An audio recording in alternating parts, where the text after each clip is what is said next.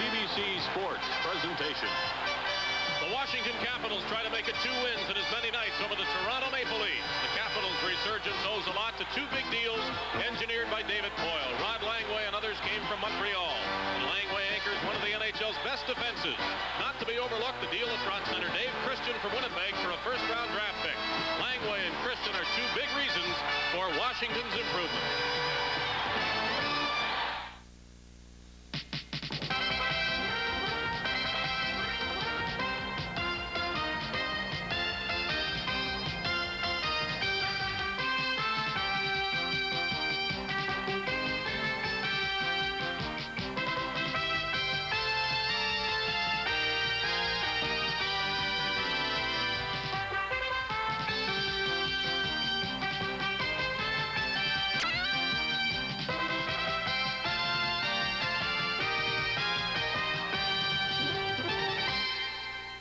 On CBC, Hockey Night in Canada, brought to you by Molson, bringing you the finest in hockey broadcasting for over 25 years. Canadian Tire, there's more to Canadian Tire than tires. Esso, you make us better. And by Ford of Canada, at Ford, quality is job one, driving is believing.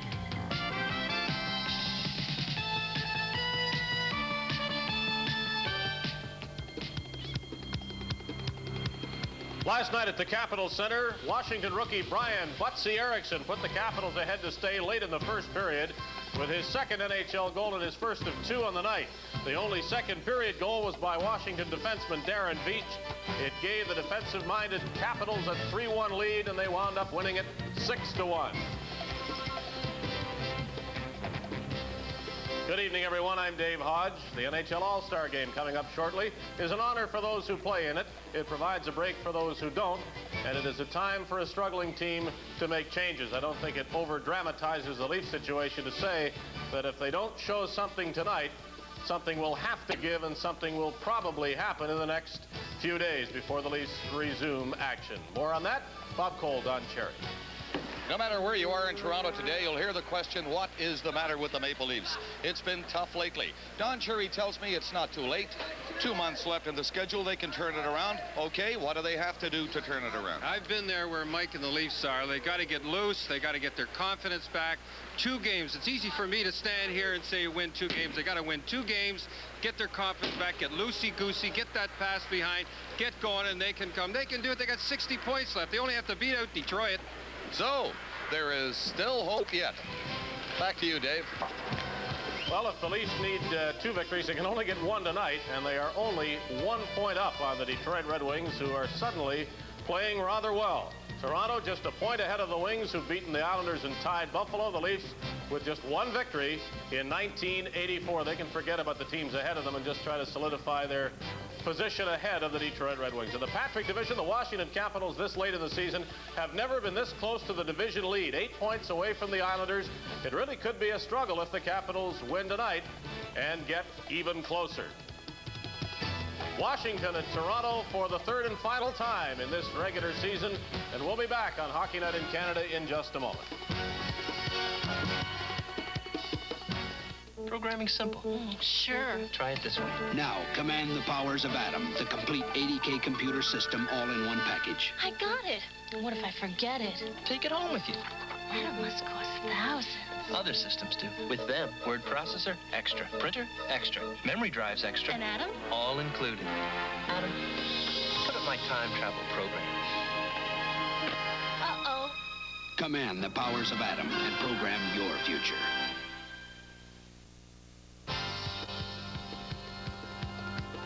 The Washington Capitals look to sweep their season series against the Maple Leafs in 2 previous meetings. Washington has allowed the Leafs only 2 goals.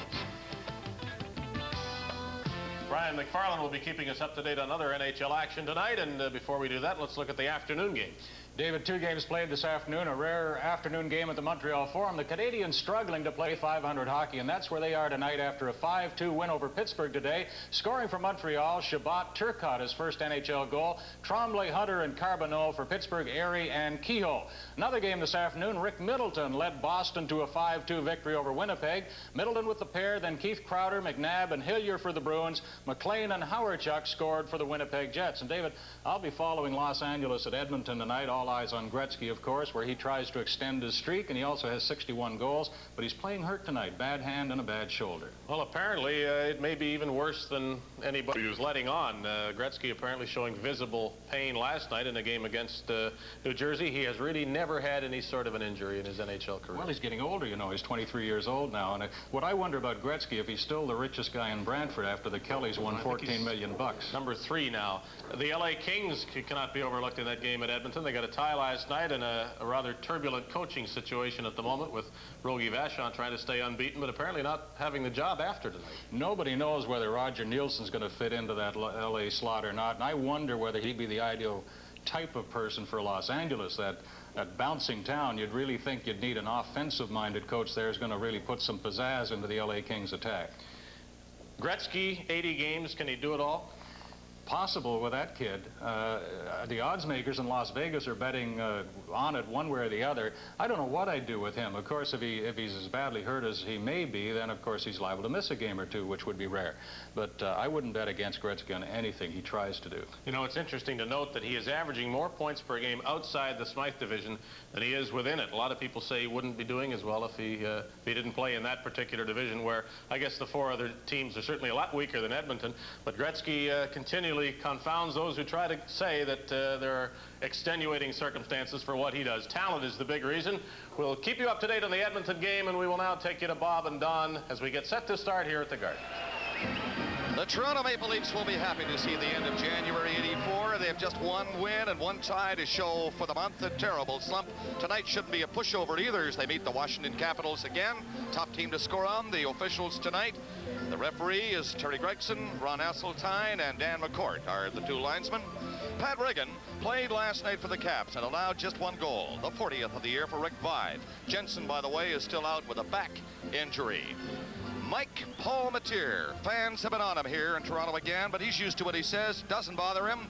He was sharp last night, though he gave up 6. Without him, it might have been double figures. We're set to go. Center ice, Christian, Gustafson, and Gartner on the wings for Washington. Tyrion, Gavin, and Martin for the Leafs. Back there is Salming and Nyland. That's Salming. Larry Murphy and Langway, the defenseman for Washington. Martin dropped it up the line right there at center ice. Washington come back to pick it up. Curry on the ice quickly flipped it back in his own zone. Now to Larry Murphy. Up on the wing, that's Gould. His shot didn't get through. He got it again. Gould going right in. Great play by Palmateer with that stick save. That's a big save for Mike Palmateer in the first 30 seconds of the hockey game. That might have been a goal right off the bat. Island, a hard shot from center ice. Riggin his first save. The 2 teams are changing very, very quickly in the first 50 seconds of the game. Larry Murphy dropped it back. Langway, the captain, leads the attack. Pushes it into the corner, and he goes to the Washington bench. Now it's Jim Korn, number 20. Dropped it laterally, comes right back to Korn, intended for him too far. Anderson picks it up, and he is offside, and it is called back. Brian Murray, he coaches in the Roger Nielsen mold. He has defensive on his mind, and I'm going to say right now, I think one of the reasons that they've got a winning team and the crowds are only 11,000 last night is because of that defensive style. People do not want to come out and see defensive hockey anymore. They want to see gangbuster hockey. But he's got them winning, and that's what you have to do to survive as a coach. The winningest coach in Washington history in under 2 full seasons. Face off just inside the Maple Leaf blue line. Daou is on with Anderson and 5. That line reunited. Now up on that side is Lehman. He dumped it in. Back of the net, here comes 5. He was butt, couldn't get his stick on it. Duchesne is 14. Well, Erickson racing in, 24. And Jarvis, the other man on the ice for Washington. Shand is on the defense with Scott Stevens, number 3. There's Mike Nicolak. I'm probably the only guy in the building that knows what he's going through. You just cannot believe it. You have your nap in the afternoon, and sometimes you don't want to get up. You want to sleep right through it. It's a tough go, and I don't think it's any easier, me sitting up here in the television booth to go along with it, Bob. What do you think? Well, I'll tell you, you mentioned a nap for Mike this afternoon. I doubt if he slept at all. It's been I wouldn't say that, Bob. A tough time for Mike Nickluck and the Maple Leafs for the past while. The Leafs looking for that first goal. Daou with Anderson in 5. They're out there trying to get it. Washington dumping it off the glass to the center ice area. Grab near center. Coming in is Duchesne. Weak backhander. He got it again. To the side of the net, Eriksson. Into the corner. Takes a look around with it. Eriksson knocked off the puck, and Vive is away. Up to center. He couldn't beat that man, so he shoots it in. And now the Leafs will make changes. They've played 2 minutes of the first period. There is no score. Washington winning last night at home against the Toronto Maple Leafs 6-1. We got a penalty coming up against the Maple Leafs now. The goaltender, Pat Riggin, goes to the bench. They have an extra skater on, and they are in possession. Pass ahead to center is stopped by Freacher, who's back for the Maple Leafs. The penalty now is called, and it's coming up against the Toronto Maple Leafs. In every corner of the country, there's someone like Tony Thompson trying to get better. You. So, for all the Tonys and Michaels and Lindas and Kathys, Esso and its agents and dealers in your area got together with the Canadian Amateur Hockey Association to award Esso Medals of Achievement and sponsor Minor Hockey Week. When you want to get better, we're right behind you. You make us better, you do. Esso. Now of the Leafs is in the penalty box. I don't know. This is a penalty. Now, you know, they're going to start calling penalties like that. It's going to be like last night. We're going to have a game of power plays. You got the penalty. Questionable. Washington power play, not great by any stretch of the imagination. 18%, 20th in the league, just ahead of New Jersey Devils. The Leafs, meanwhile, are pretty good killing penalties. Their efficiency in killing them, 71%. Let's see what happens on this play. The power play moving in. That's Lachlan. Lachlan flipped it in behind the net, comes in after it. Seems Washington forwards are able to come in and pick up those loose pucks. Well, as I said before, a power play really doesn't mean that much. People think I'm nuts, but look at Washington. 7-1-1, and they got the second worst power play in the league. They're coming out to center ice. Cleared in by Christian. Leafs trying to move it out. That's McCourt over there. Solving fell to the ice. Hutchison on it. Good thing, because they were without Solving. He was down and tangled up, but Hutchison knocked it away. And down the ice, Gavin comes in for checking. He is number 9 for Toronto. Terrion, the other penalty killer up front, coming in on the wing. This is Howard. Stopped. Terrion left it there. A chance for Korn to clear it out of the zone. He did. It bounced away and down the ice. 50 seconds left in the penalty now. Dan Daou, the Maple Leafs in the penalty box. And here is Gartner feeding it off to center. It's played in by Langway in the slot area. Gartner's shot tipped away. Carpenter went after it. Haworth had a shot earlier and missed. And there's one deflected away up high. Larry Murphy telegraphing the shot. Someone got in front of it, and it's away up high. Rod Langway, I remember he was in Danvers, Mass. He was playing summer hockey. I used to go down and see him every Wednesday. I went to Harry. I said, Harry Sinden. I told him we should draft him. Instead, we drafted Davy Perreault. We could have had Ron Langway. Guess who drafted him next? Montreal Canadiens. I might have been still there, Bob, if we had a draft him. He has been voted in the top 10 defensemen for the past 4 seasons. Of course, winning the Norris Trophy last year. This his 6th season. 6th season in the National Hockey League. 400th game tonight, by the way. Time flies. There he is, Rod Langway, number 5 for Murphy. Might go back to him, he does. 4 minutes gone in the opening period. No score. Daou will be on in 15 seconds. Power play moving in. The pass went right through Gustafson. He has another chance to set it up from the corner. Gets it back to Murphy. To Langway. The shot. Paul Matier sharp for that one. Daou is on the ice. The penalty is over, but here's Murphy with a chance. Goal post. Bounce to Langway. Another shot. Hit the side of the net. McGill is on the ice for his first turn. Number 26. The Leafs get away with it. power play by Washington. They came very close just as Daou got on the ice. There is no score in this opening period. Coming up to the 5-minute mark. Washington starting out again. Get as far as the Leaf blue line. Nyland lost a chance to move it down by Carpenter. Nyland again. Feeds it to one side. Preacher winding up. Preacher to center. Trying to poke it through. Didn't work. Nyland comes after it. 4 Leafs go after the puck in the center ice area. Podubny holding it now on the boards with the help of Nyland. It's called. So we'll get a face-off in the center ice area. We still have no score. In major centers all across Canada, business travelers are discovering Holiday Inn hotels are a better place to be.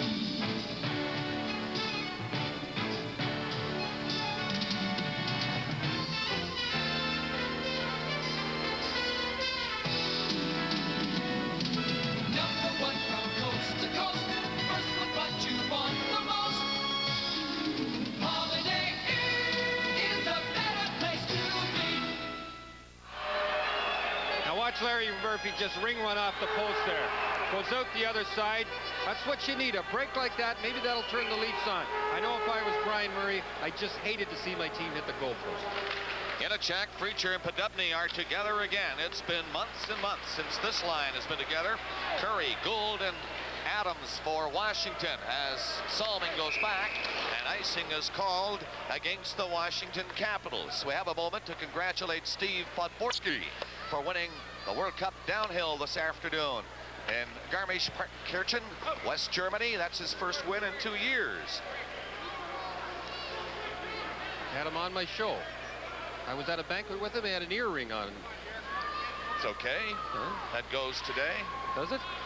Took it off and said it was slowing him down.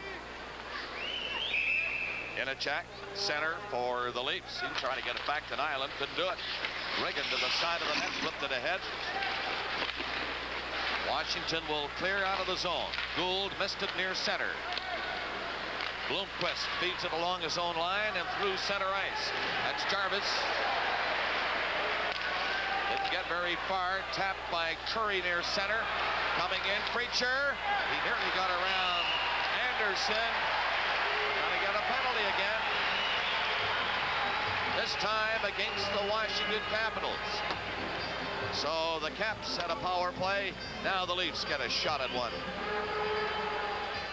Radio Shack's word processing system's a real time saver, JT. Time is money, Fletcher. Here's a Model 4 computer, Daisy Wheel 2 printer, and word processing software. Sounds expensive. Radio Shack's Model 4 can be used for accounting or electronic filing. Versatile, but... Only $4,800, JT. We save $1,000. I like that price. I knew you would. Now you're going to see a great acting job here. Now watch this. This is absolutely beautiful.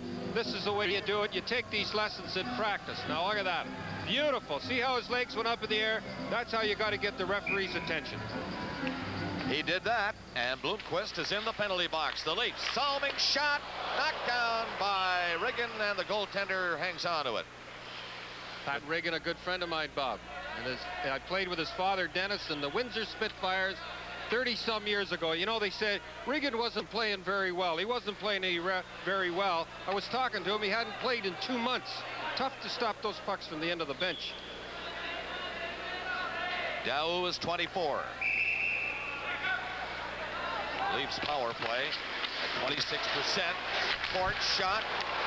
Knocked down. The Leafs keep it in. Salming, a good play. Back to McCord it comes. Salming again. Shot. Saved by Riggin. But the Leafs power play looks very, very impressive. They passed it around beautifully. And McCord is not bad handling that puck. He got it back to Salming. Now watch Pat Riggin. Now he stands in there. When he's sharp, he's the best goalie. I just love him. Now watch, he's got his ground there. He's standing there. He's got his eye on the puck all the time. Beautiful. He's there. He's got it. He's stand-up goaltender. They say he's a little flaky, but to be a good goaltender, you got to be a little flaky.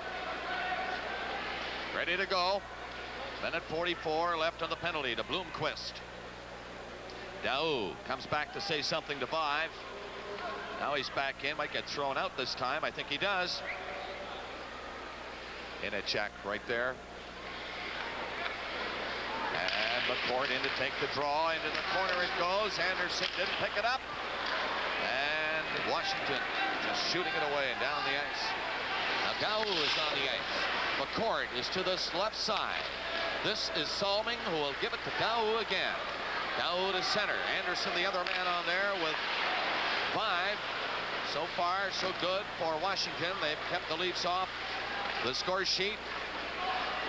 Nobody's been able to score in a hockey game. They've each had a power play now. The Leafs are just about halfway through this one. 1:15 left in the penalty to Bloomquist. Bobby Carpenter, another guy from Boston area, Danvers. I had him in my hockey school. Taught him all he knows, Bob. He's 20 years old, big guy, 6 feet, 190. Cap's first draft pick in 81, 3rd overall. Came out of high school right into the National Hockey League. Don, first American to do that. And a tough guy, believe me, a tough guy. Palmetier stops the puck with 1:05 left on the penalty to Bloomquist. No score in this first period. Coming out is McCourt. The pass hit by. He had a duck to get away from the check. Goes to Dow. He didn't know how to shot at it. Right in front is Langway, and no problem there. Langway, a steady man. Got rid of it. Goes right on the net. Palmetier tried to hit Dow near center. And it's fouled. Sharp move, Dan Dawu. Palmetier, if Dan had been ready, he would have had a breakaway.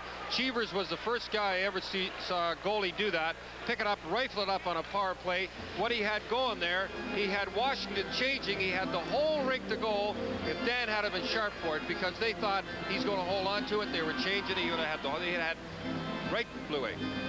Now watch this replay. It's what he says. It goes down. Langway puts it down. Now watch how Palmetier, he shoots it right back up. Washington went over to the bench. Well, we didn't see it, but he shot it right back up. Danny would have had a breakaway. Palmetier has been doing a lot of that this season. Heads up, looking out to the wings, feeding pucks away. All right, now who would have been home free had he picked it up? Dubney coming in for Toronto. In front of the net again is Langway. Always in position, Rod Langway. Rags it a bit, and then gets rid of it. Now, 22 seconds left in the penalty to Bloomquist. The Leafs unable to solve the Washington Capitals. Coming out, Podubny. Podubny moved in across the line. It rests there for a moment. Salming couldn't keep it in. We've got a one-on-one now. Coming back, Jarvis. Good penalty killer. Got a shot away. Palmetier, no problem. Jarvis tying up Salming down, trying to get a whistle, couldn't do it. Penalty is over. Bloomquist back on the ice. There is no score in this first period. Each team has had a penalty now in the first 8 minutes of play. Harry Murphy for Washington. Bumped lengthy by Inachek. Caps coming out. This is Stevens. Stevens moving in. He handles the puck so well. Murphy with a good shot. Palmetier stopped it. Capitals trying to keep it in along the boards. It comes to Terrion. Terrion is tied up. And it's near center ice again. Gavin jumped on it quickly. Couldn't move in though. Stevens still on the ice. Played it ahead. Carpenter got rid of it. Lockman went in after it for Washington, but he was tied up near the side of the net by Gavin, who came back with him. Carpenter fell. Lockman has it. Got it in front. Carpenter didn't see it. And McGill flipped it behind the net. Gavin, long pass. Martin couldn't pick it up. The Caps looking to change again. Carpenter going to the bench after shooting it in. Bob McGill, much improved, they tell us. Down in St. Catharines, probably more improved than anybody else. Rolled it in over the Capitals line. No score at the 9-minute mark of the opening period. Caps come in. Gardner going in. Hit the goal post. Loose puck is there. They can't buy one. 2 posts in this opening period. They nearly had one there.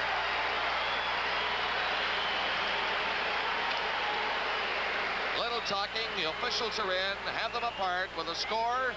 Washington nothing. Toronto nothing. This is Hockey Night in Canada on CBC.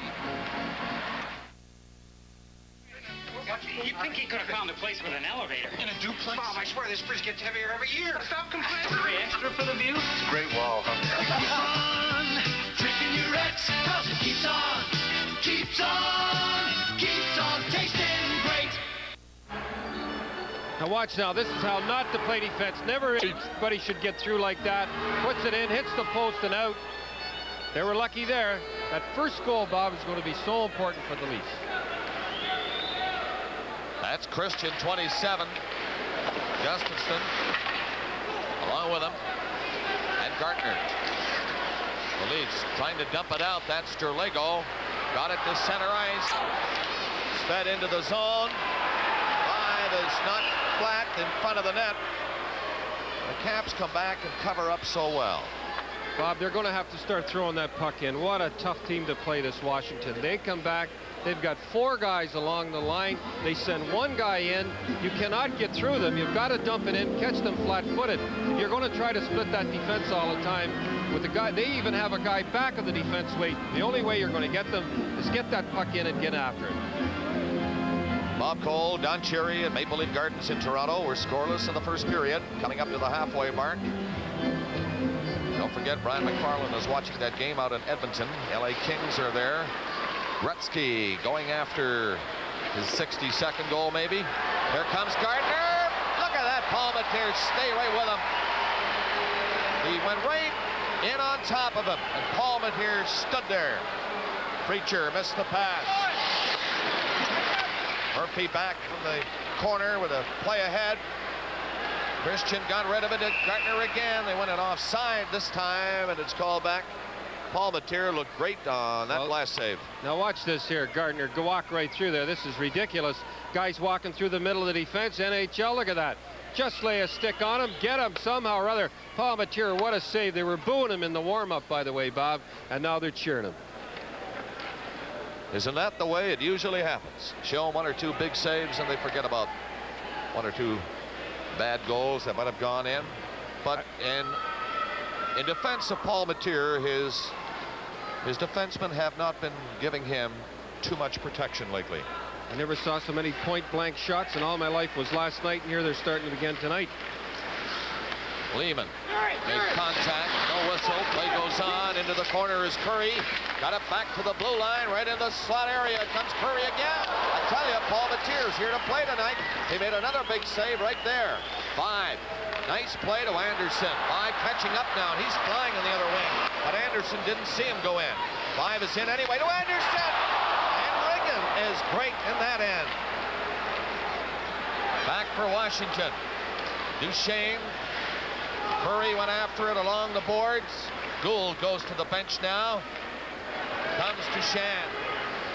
Shan's pass. Near the center ice red line. They just shoot it in.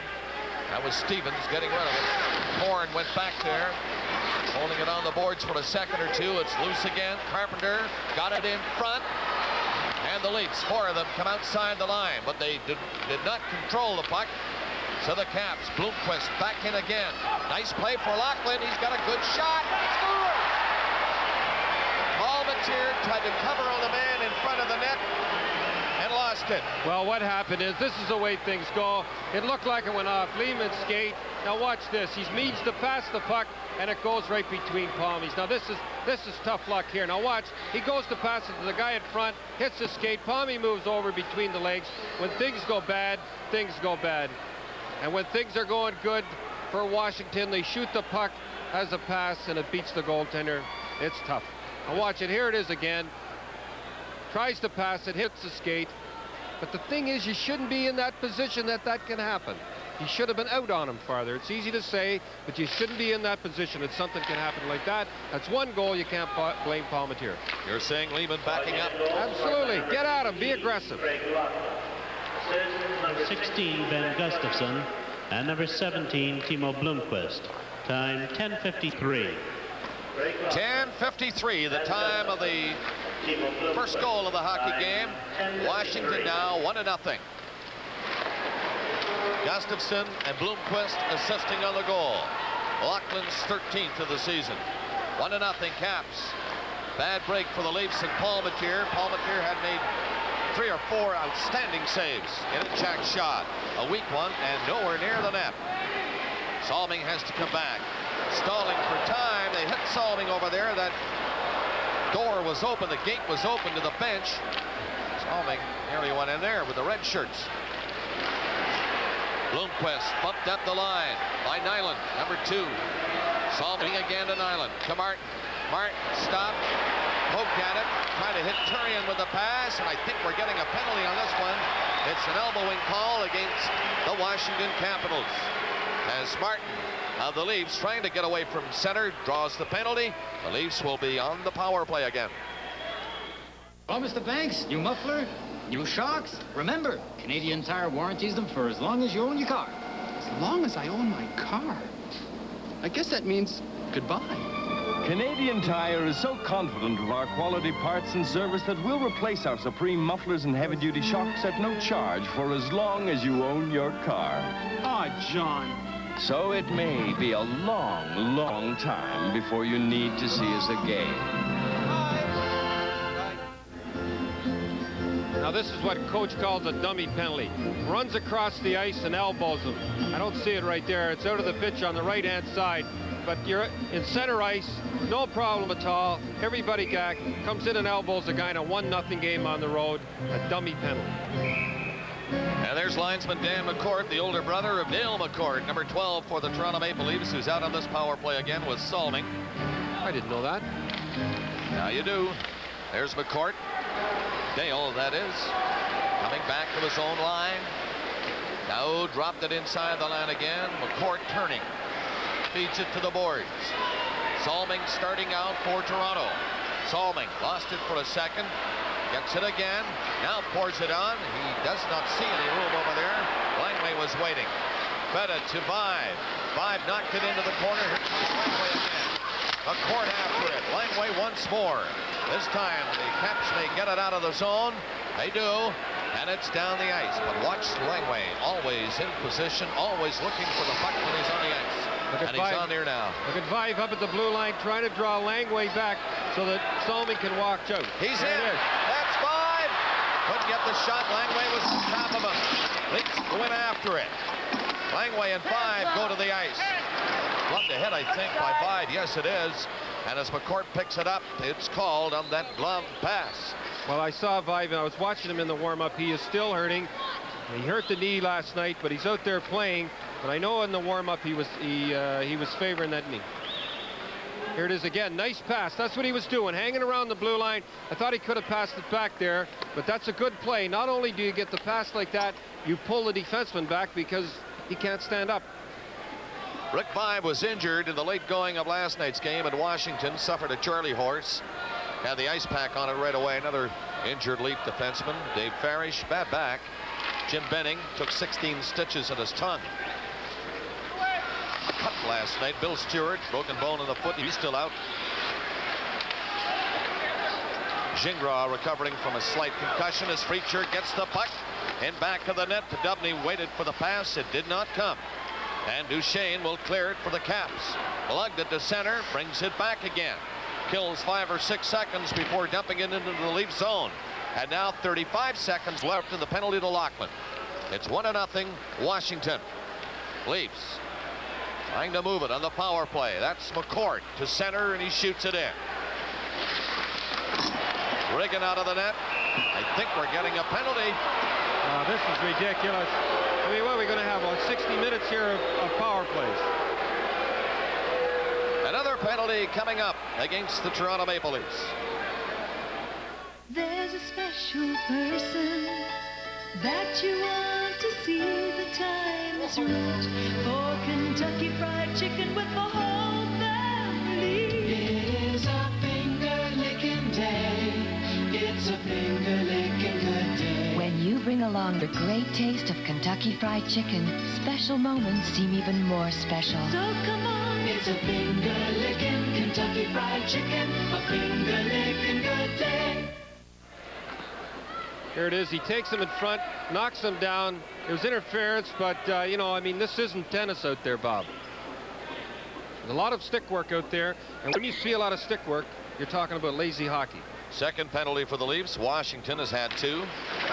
20 seconds. Loughlin will be back on, and the Caps on the power play. Nyland shot into the side of the net. That was Martin, who thought he had a goal. He had the open side. Leafs still have it in on the power play, remember. It comes to Nyland again. Can't control it. Right in front again. It was tipped by Martin. Laughlin ready to step on. The Washington penalty is now over. From the corner, Blomqvist coming out. Laughlin up near center. Didn't see the pass and went behind him. Caps now on the power play. Leafs shorthanded in a check in the box for interference. 1:20 left in his penalty. As Blomqvist comes back for Washington. 1-0. The Caps lead it. Pass to Laughlin. Laughlin coming in. Gets to the line. Flipped it ahead. Too far for Christian. Drop back. Christian from the corner. Takes a look back near the blue line. That's where he goes. The shot didn't get through. The Leafs can't clear it. Comes to the line. Blomqvist again. The goalpost and score. It hit the goalpost. It came down to Christian. He had no problem. 2-0 Washington. Well, there's a shot from the point again. I don't know how those shots are getting through. Comes over here. Watch, he keeps it in. I thought he was going to pass it. Rings it off the post. Christian standing in front. Pops it home. He should have been on his fanny, Bob. Now watch this. Great shot in front. Watch it ring off the post. When's it coming? It's coming pretty soon. Here it comes. Off the post. Guy standing there. Should have been on. Should have been knocked down. Too late, Borg. I think it was deflected by Laughlin from his stick to the post. We'll see if he gets an assist on the goal. I guarantee you if that was the Boston Bruins, that rebound would not have been there. Craig Laughlin, time 14:42. 14:42, indeed, Laughlin got an assist. He did tip it. Gustafson also got an assist on the goal. Christian, the goal scorer, his 22nd. And the Caps are up quickly in the hockey game, 2-0. But the Leafs have had some chances. See what they do with this one. McGill played it in for Anderson. Anderson couldn't get there quickly enough. Larry Murphy had him covered. Curry racing in against McGill. Bob McGill up from St. Catharines. A pass off the boards. Grabbed by Langway. Langway takes his time. Played it into Gould. He was stopped at the line by Korn. Anderson dropped it back. Now Korn starting up again. Korn to center. Fired it into the Washington zone. Coming in as 5 on this side. Now, 5 in front. Puck was deflected away from the Leaf captain. And back to center is Duchesne. In over the line with Gould, who was in ahead of him. And offside. Duchesne bumped by 5 over there.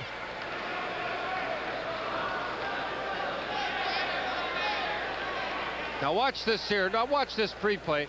Watch the two guys still standing there. Palmatier kicks it out there. They're both standing there. They should have been down. There's no way guys should be standing around. Nyland, although I love the guy, should not be out there trying to block the shot. That guy should have been out. Both of them on their fanny box. Doug Jarvis is back at center ice for Washington. Got the draw as he usually does. Eriksson is 24, playing on the right side for the Washington Caps now. It's 2-0 Washington. And Eriksson coming in. Dropped it off into the corner. Greg Adams on the other wing went in after it. Well, the Leafs, Podupny gets the pass and comes right back. Podupny to center. Moved up over the line within a check, going for the net. The pass gobbled up by the Washington Caps. They're away again. Doug Jarvis coming in. Shot! Jarvis took a look in front and changed his mind on the pass and let her rip and beat Palmatier with a low shot. Well, here we go. This is a tough goal here. He feeds it up. I feel so sorry for the Leafs. Like I said, I've been in that position before. Puts it right along the ice, right between the legs. Jim Korn was saying last week he was criticizing the Leaf forwards not getting back, and here is probably a good example of it. You know, everybody asks me, what would you, as I go around, I ask 1,000 times, what would you do with the Leafs? One thing I would do, I would get some muscle up on those wings, because you're not going to win without some muscle, some size up there in the National Hockey League. I would put Korn up there. I'd put Nyland up there. Get something going, stir something up. You're not going to win without those big wings. So Jarvis's 10th goal of the season gives Washington a 3-0 lead here at 16-12. Adams got the assist on the goal. 3-0 Washington. They're coming in again. A shot by Carpenter. Knocked away. The rebound was set up. Crane comes back to help out. Jim Korn flipped it in behind the net. Lehman going over there to help Gavin. Lehman has the puck, starts away. Terlego coming in from the line. His shot. Good glove save by Riggin on that hard shot. Leafs can't keep it in. 3 minutes to play in the opening period. And the fans here at Maple Leaf Gardens showing signs of becoming very restless in the early going of the game. Well, their team is down 3 goals in this first period. Washington leading. This is Hockey Night in Canada from Maple Leaf Gardens in Toronto. The Hot Value Capri. You won't believe it. Driving is believing. Capri and Capri GS sport over $800 worth of options at no extra cost. When you buy power steering, you get AM, FM stereo, premium sound system, light group, interval wipers, tinted glass, right-hand remote mirror, tilt steering wheel, all at no extra cost. Over $800 worth of options when you buy power steering. Believe it. Mercury Capri. Driving is believing. Christian Gustafson for Washington, along with Gardner. You're looking at Harold Ballard, the owner of the Maple Leafs. The coach, Mike Nicolak, over there at the bench. The team down 3 goals here in the first period. 2 minutes, 45 seconds to play, and the Leafs try to get on the board before this period is out. They shoot it in. It's behind Riggin. In back of the net, Langway bumped by 5. There's Langway. Came loose nearly in front of the goal. Anderson went after it for checking, but the Caps will bring it out. This is Christian. Smooth skating centerman to center. Played it off. Went in, jammed the brakes on. Got away from a check. Still has it. Christian shot. Kicked back out. Dowell trying to clear. Long pass intended for Anderson. Never got very far. Here's Nyland. Nyland with a burst of speed. Dropped it back. And the Caps just watched the puck roll off the boards to center ice again. 2 minutes to play in the opening period as Salming comes back of the net. Caps are making changes. So are the Leafs. Terrion is on the ice. Pass to Nyland. Hopped over his stick. Has it again. Cleared it in. Riggin stopped it for Langway. Minute 45 to play in the period. That's McGill again. Didn't wait for Terrion to come out. They called it on the offside. They might bring it back inside the Leaf blue line and call it intentional. There's Larry Murphy. Come from L.A. They traded him for Ingblom right after he had a big argument in the hotel lobby, I understand, with Don Perry. Could not get along with Don Perry. They let him go. They took a chance on him because Ingblom, one of the best defensemen in hockey, and he's come through for them. Or Bob McGill. He comes here at a tough time like this. This is when to see if the Leafs got any character. Dig down, get that through. There's McGill, number 26, with Korn. McGill still trying to hold it. They succeed, and they'll get another face-off in the Leaf zone. Curry with Gould for Washington. What does that mean when Bob McGill comes up and they don't put his name on the back of his sweater? Didn't have time to do it. Oh, is that it? Sure. Oh, all right. Sounds to me, I'd hate to go out. They don't. What does it take? 15 minutes to sew on a name? Long shot from the line, didn't get through. Washington leading by 3 goals. 1.5 minutes left in the period. Korn. He couldn't find it. Adams had him covered. And the Leafs shoot it down the ice. The Caps will come back. 1 minute and 15 seconds in the opening period. And the Washington Capitals, 3 of them come out. That's Curry, hands it off to Blomqvist, coming in, nearly got through. Leafs can't clear it, it's kept in by Curry. Palmetier stopped it behind the net. Korn, with 1 minute left in the period. Jim Korn, and you can hear the fans now cheering that announcement of 1 minute left in the period. 3-0 Washington. Blomqvist starting up. He gets to center. Blomqvist shoots it in. Palmetier takes a look, coming in quickly on that side is Jarvis. The Leafs will move it out. Podubny got as far as the line and was stopped. The Caps doing a heck of a job forechecking. And they keep the Leafs off balance. Inside their own blue line, they can't move it. Now to center, that's McGill. Fired it in. It's off the boards and the Leafs jump in after it. Only 23 seconds left of the period. And the Caps will bring it out again. The center ice, Duchesne dropped it back. A shot by Jarvis was deflected away from the net, but the Caps keep it in. 10 seconds to play in the period. There is Salming. Salming will move it out. That'll be it. As Podubny grabbed it at center ice, lost it. Nyland couldn't shoot it. And the horn goes to end the first period. And the Washington Capitals, after some hard luck, they had a couple of posts, but finally got a goal, then another, and the Leafs have yet to score. So, with the score, Washington 3 and Toronto nothing. Let's go to this week in the NHL.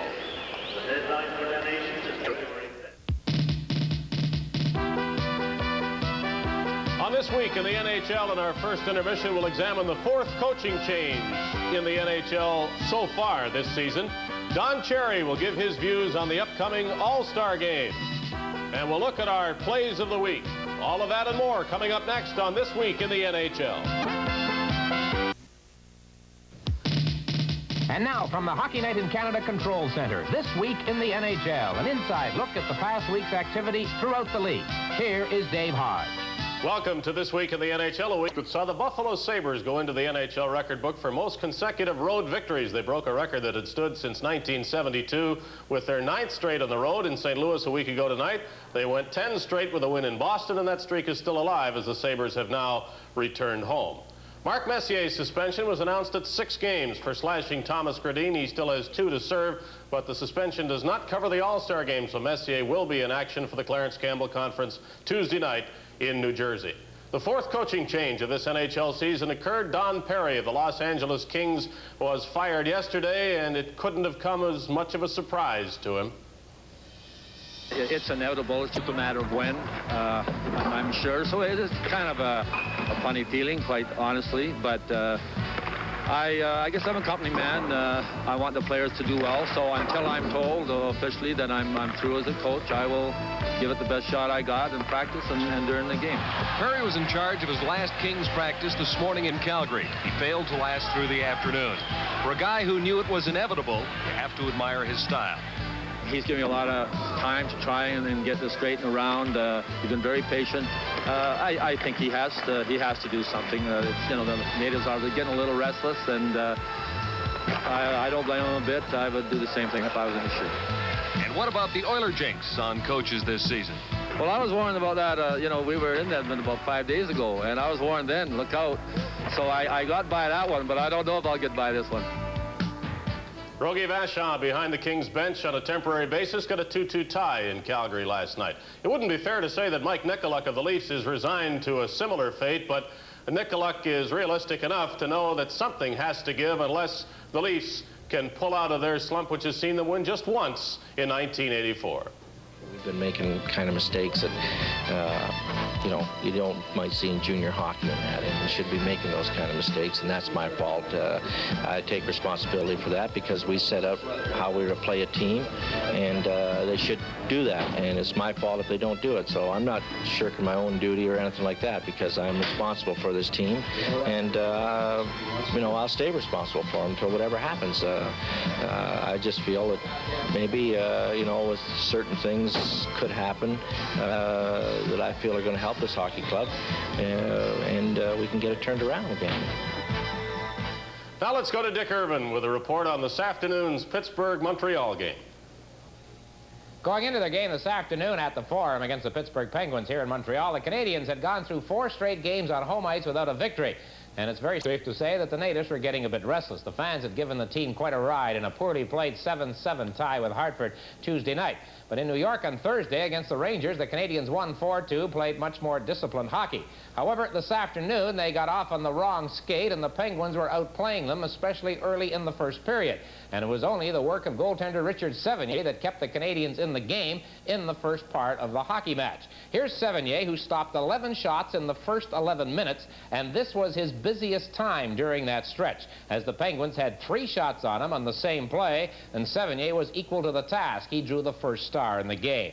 The Canadians then scored 3 times in the last 3 minutes and 45 seconds of the first period to take a commanding lead. The first goal of the game, John Chabot, all alone in front of goaltender Michel Dion, and he makes a nice play to give the Canadians a 1-0 lead.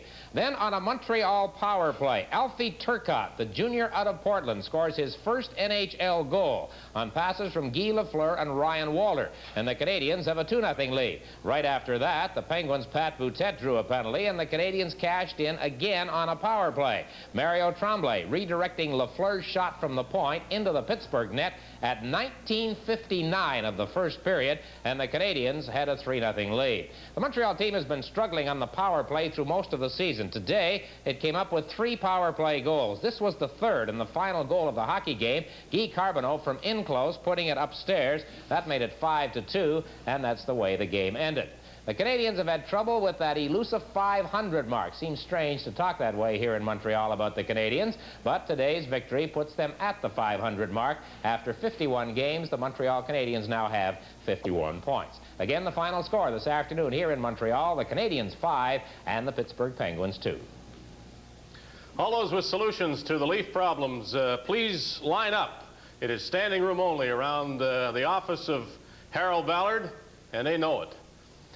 We have coming up next Don Cherry with views on the All-Star game, which, if he cares, is 6-2 in the Wales Conference's favor, historically speaking. More on This Week in the NHL in a moment.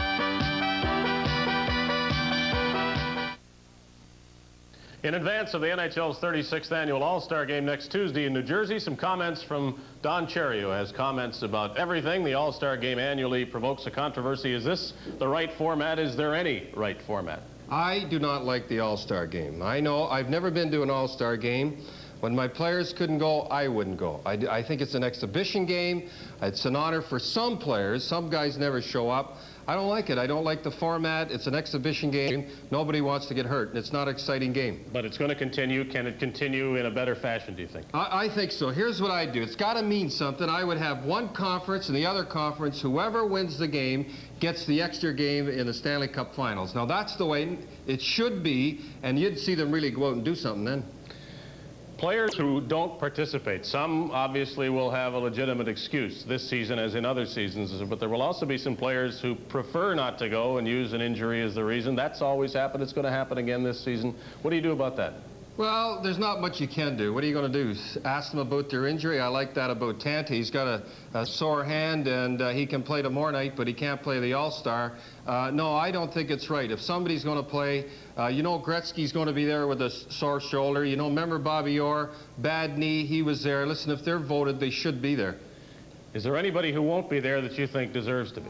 Well, I think that Guy Lafleur, I think he should be there. I think it should be the same way as they do in baseball, an honorary captain. I mean, this guy has done a lot for the league. He might just be beautiful at it. It's nice to see him flowing down that ice. Lafleur should be there. Okay, away from the All-Star game for a moment. Coaches are going down like flies, and yes. I mean, you're not going to be able to avoid this much longer. I know. Are you going to take one of these jobs or not? Well, I tell you, I'd like to, but as you can see, I'm too great on television, Dave. Yeah, we've heard that answer before. Well, I know, but I got to keep saying it. Listen, they have a fan poll in Vancouver. Who should coach the Canucks when a permanent coach is hired? And your name is at the top of the list. Well, I've always said about the Vancouver fans, they have great taste. You like those uniforms? I mean, could you coach those uniforms? I'd hate to, I tell you, for 80 games, have to stand and look at those uniforms right off the bat. So, Harry, if you're thinking of me, change the uniforms, please. No, but I mean, the groundswell is eventually going to end at your doorstep, and you're going to have to say one way or the other, yes, I want to coach again, or no, I don't. You want me to be serious? And I'm going to tell you, I have too many things going right now. I've worked hard to get where I am. You see them dropping like flies, and my past record, I'd drop like flies. I'd be backward step right now for me to get in coaching. So don't bother phoning, writing. Forget it. Whatever. Forget it. Ma, are you happy now? We'll return with more on This Week in the NHL in just a moment.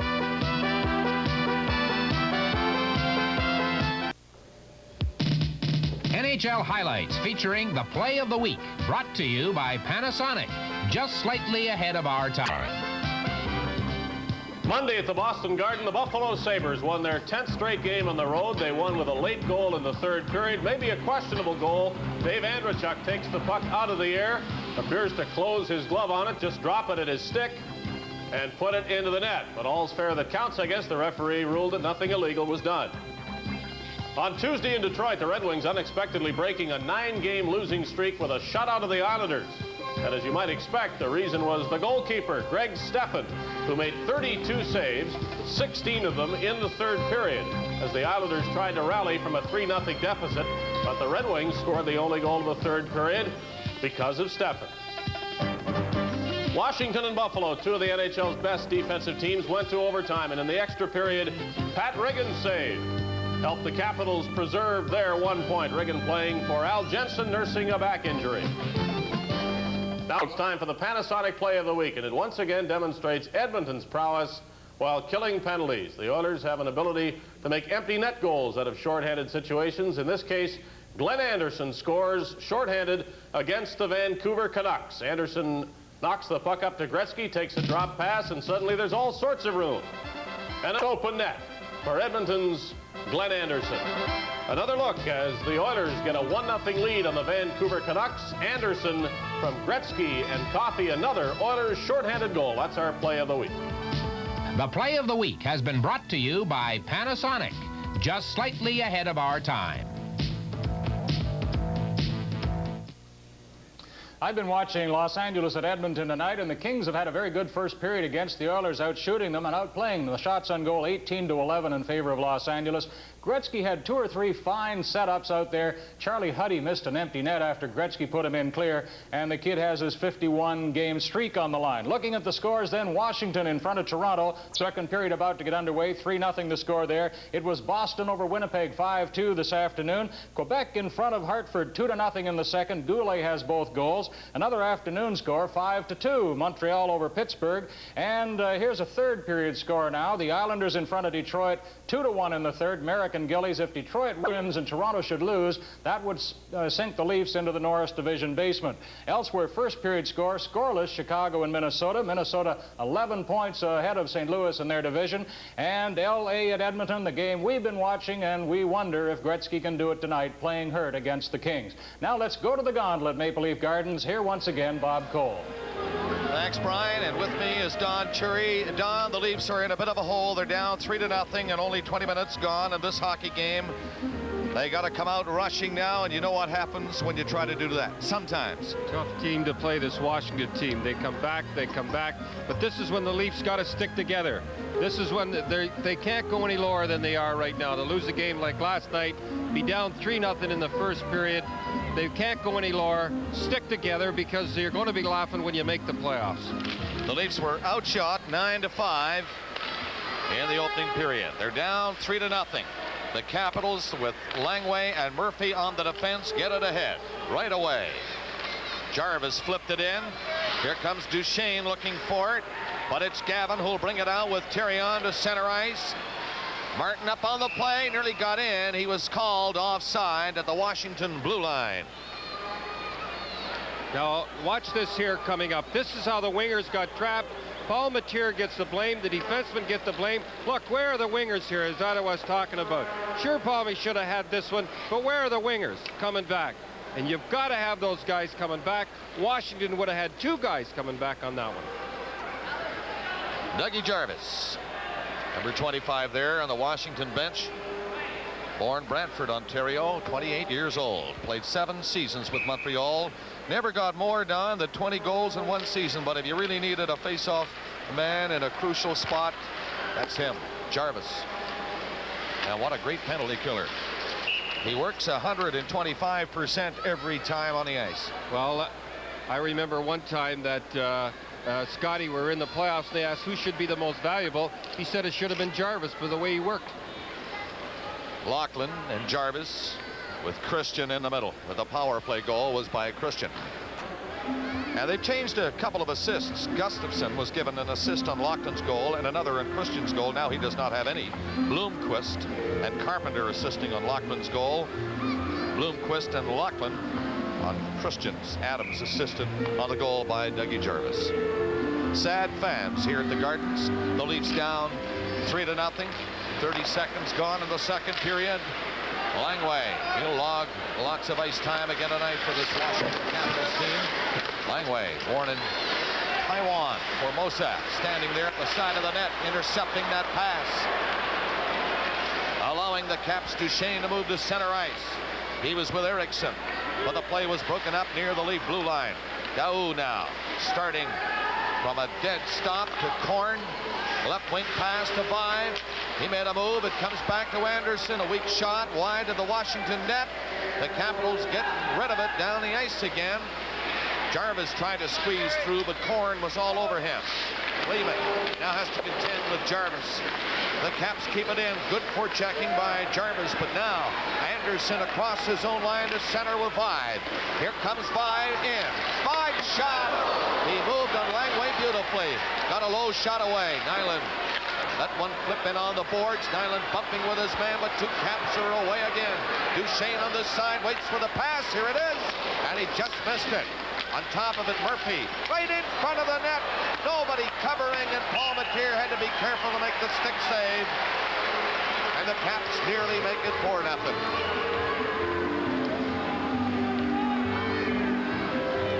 Now watch them just standing there. They're going around. They're doing the best. They're tight. Now watch them pass the puck around. Paul Mateer is standing there. Now watch the guy out of nowhere. He takes a shot. At least he got him the second time. That was Eriksson who was all alone in front of the net. Allworth comes to the left side with Carpenter at center ice for Washington now. And Craig Laughlin comes to Stevens. Into the slot he goes. Paul Mateer had to be careful. Another stick save. Paul Mateer. In after the puck is Laughlin. In front of Carpenter. He was covered. Preacher trying to move it out of the zone for Toronto is forced back with it. Laughlin in forechecking. That's Laughlin 18. But the Leafs get it up to center ice. Podubny fired it in. Pat Riggin stopping it behind the net. Here comes Inachak looking for it with Preacher. Inachak has it. Got rid of it. And it goes to Haworth. He's out again. Washington to center. Haworth carrying in. Good move. Gets in front. Fan on it. Upended. Might be a penalty called against the Toronto Maple Leafs. Yes, it is. A penalty coming up here in the second period to the Leafs. It's more sophisticated, yet less complicated. It's more powerful, yet less cumbersome. It can store vast amounts of yesterday or tell you what's in store for tomorrow. It can draw a picture, or it can draw conclusions. It's a personal computer from Apple, and it's as easy to use as this. Macintosh from Apple. Now watch this here. Nyland gets a penalty, but it was really Paul Mateer that gave him the stick. It's a little frustrating. Let's face it, a good goaltender getting beat like this all the time. He takes it out on the opposing player, so it was Paul Mateer, not Nyland, that got the penalty, actually. Got a slashing call last night in Washington. This time he got that stick up again. All right, that's fire. I like that. Get a little fire. Get the rest of the guys get a little fire like him too, and they'd be all right. Too bad he can't play defense or forward. Coming up to the 3-minute mark of the second period, 3-0 Washington. The Leafs now shorthanded, trying to clear it on the boards. That's Jim Korn. Langway is back there for Washington. That's Stevens, number 3, coming in with Christian. Christian up on the play, but it's cleared back out to the center ice area, and Langway has to wait for the Caps to get onside. Flipped on the boards. Christian has to come back. That's McCord in forechecking. Langway now takes a look. Langway goes the other way with it. Pass to Christian. He's moving in. Had it knocked off his stick neatly by Hutchison. And it's back to Langway again. Minute 20 left of the penalty. Nyland of the Leafs is in the penalty box. Christian fired it in. Here come the Capitals. Stevens coming up to the play. Hutchison rattled one off high on the glass, and it goes all the way down the ice with a minute 5 left of the penalty now. 3-0, Washington leading. And Rod Langway dropped it back. Coming to center. Langway again grabbed the pass. Coming in on the fly on that right wing was Gartner, but he couldn't get a shot. Langway in after it. Langway behind the net. Sizing up the situation is Langway. Leafs do not move. They set up the box there. Pass comes all the way back to center ice and into the Washington zone. Well, it's no wonder they have a bad power play. They really don't have a system. It's like, let's have a little fun in their other team's end. No wonder they're 20th. This is Gartner coming in. Gartner might get a shot. No, he doesn't. He's flipped in on the right side for Gustafsson. Back to the net. Again, Gartner in the crease area was knocked down. Anderson couldn't keep it in. He has not played too much tonight for Washington on the defense. Peter Anderson, number 19, Darren Beach not dressed tonight for the Caps. Good play by Tyrion to break it up. Nyland gets ready to step back on now. He'll be on in about 3 seconds as Gavin comes in. Couldn't get the shot. It was deflected. Nyland's penalty is over. He's on the ice again for Toronto. As Carpenter comes in with it, spots a man who was offside. That was Gartner in behind everybody, and it's called. Tonight's game is coming to you from Maple Leaf Gardens in Toronto. Cut the chest height, then we'll quit. Right. How you coming, Sam? Remember, Sam, chest high. Why is he? Let's have a golden. Let's have a golden. What a great idea. So, what's up for tomorrow? Mending fences. Golden Molson Golden Beer. Play just underway, and the Caps shoot it in again. 3-0. Washington leading the Maple Leafs. Second period. They're nearing the 5-minute mark. Stevens from center. Played it in off the skate of Bob Gould, and he races in. Bumped with Korn, and Korn is going to get an interference penalty on that play. Boy, this guy must get paid by the penalties. Jim Korn goes on interference. This is Hockey Night in Canada from Toronto. Can a standard-size pickup truck haul a 5-ton cable car? A tough Ford, North America's best-built pickup, did it. And hauled it up some of San Francisco's steepest hills, too. This is Ford's 6.9-liter diesel, the most powerful diesel ever put in a pickup. And there's Ford's full-size cab comfort, too. For 1984 Ford pickups, power to the top again. The best-built North American light trucks are built Ford tough. Now here, I think they just bumped together here. I don't know. Just because Korn's a little bigger, does that mean the guy goes down? You know what's going to happen after a while? They're going to say, look, Korn's going to say, if I'm going to get those kind of penalties, I'm really going to get a penalty, and that's where guys get hurt. Well, Korn is in the penalty box, and the Caps lead by 3 goals on the power play again, and Bill Derlego sends them back to their own zone. Korn called for interference. The 4th penalty of the hockey game against Toronto. McCourt nearly intercepted that play. Flipped out to the line. Gustafson gets rid of it to the right side for Gartner coming in with Stevens. Gartner flipped it into Stevens, and Paul Matier covered up. He has to move it. He does. And it's cleared away by Borja Salmi. 1:20 left in the penalty. Nice to get a shorthanded goal here. They should try something up center. Get a speed demon in center and try that long pass like Montreal does. Gavin is on the ice. He can motor. Gartner's shot, the rebound, knocked away by Salming all the way down the ice. LA is at Edmonton. That's our update game. We're watching Gretzky and the Oilers. Gretzky with 51 games on the line tonight in his 52nd. Record. Biggest cheer of the night hit the referee. Stevens played it in off the leg. It's called. And now we have an NHL update for you. And here's Brian McFarland. The LA Kings are out playing the Edmonton Oilers at the Northlands Coliseum, and the Kings open the scoring here in the second period. Nichols will get his 29th from Taylor at 1:59. You'll see Nichols spin around and score. Interesting thing in this game, Howie Meeker said he was offered a head coaching job in the NHL recently, and he was crazy enough to even think about it for a while. There you go, Grapes. There's a former coach saying we thought about it for a little bit. Well, shows you how desperate they are now. Coming up to the 7-minute mark of the second period. Korn in the penalty box. The Capitals leading 3-0. 35 seconds left in the Leaf penalty. There it is. They're killing it. Tyrion moving up. Langway will be back. He has it. And Larry Murphy is with him. Murphy back of the net. With Langway fading to the left side. Now going out in front of the net. It's still Murphy, though, lugging the puck to center. Christian finds a hole. Coming in, Hallworth to Christian in front of the net. Luckman scores! 4-0. Second power play goal of the game for the Washington Capitals, and they walked right in. Tough. This Christian has really impressed me. They give up a first-round draft choice. He just speeded in there. Palmetier makes a save, and it comes right back. Pumps it right home. He gets his own rebound and shoves it right home. Winger should have had him again. Comes right to him again. Boy, when things go wrong, things go wrong.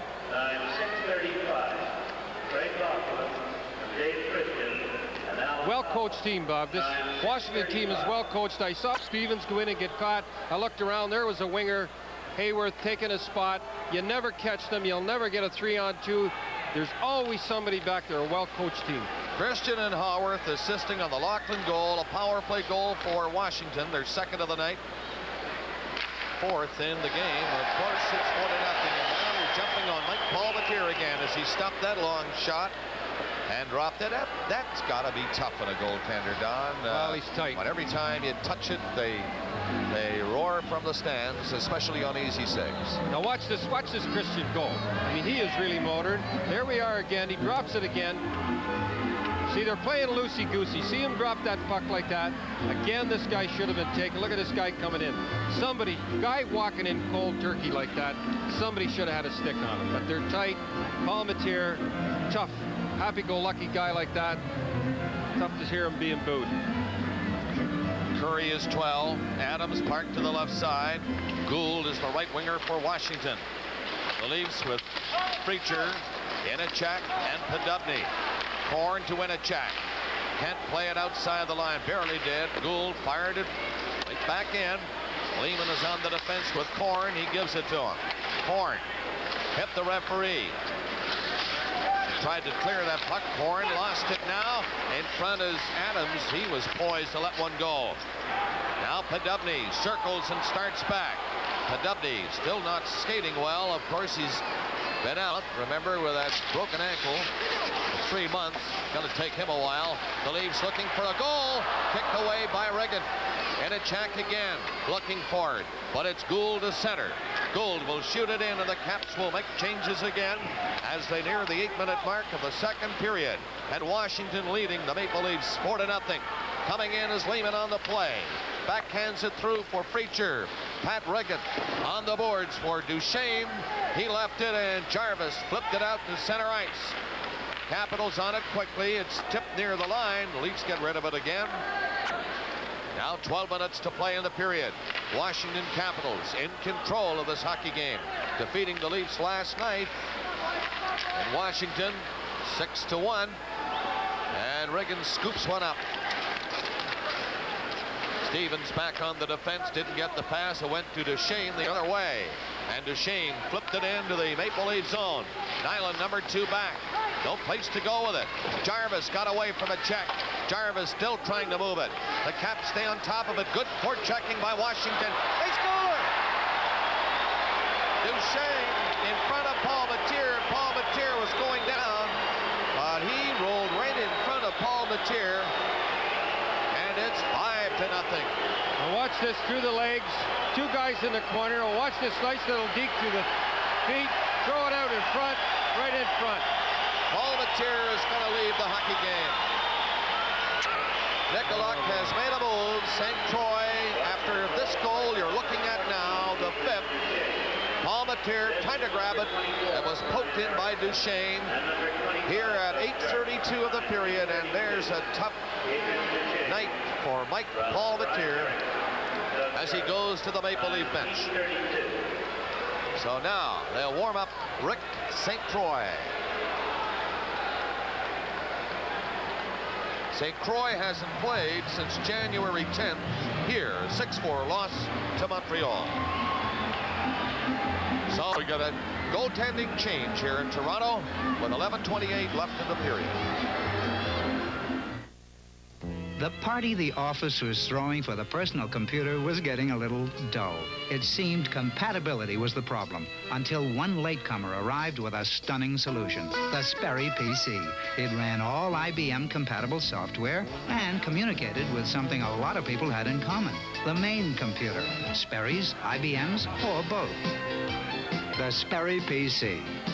It's what the personal computer should have been in the first place. Messier and the Oilers may have trouble keeping that streak alive against the Kings tonight as the Kings score again early in the second period and lead the game 2-0. Over to Hawkinson from Kristoff and Hardy at 3:39. 2-0 Kings over the Oilers.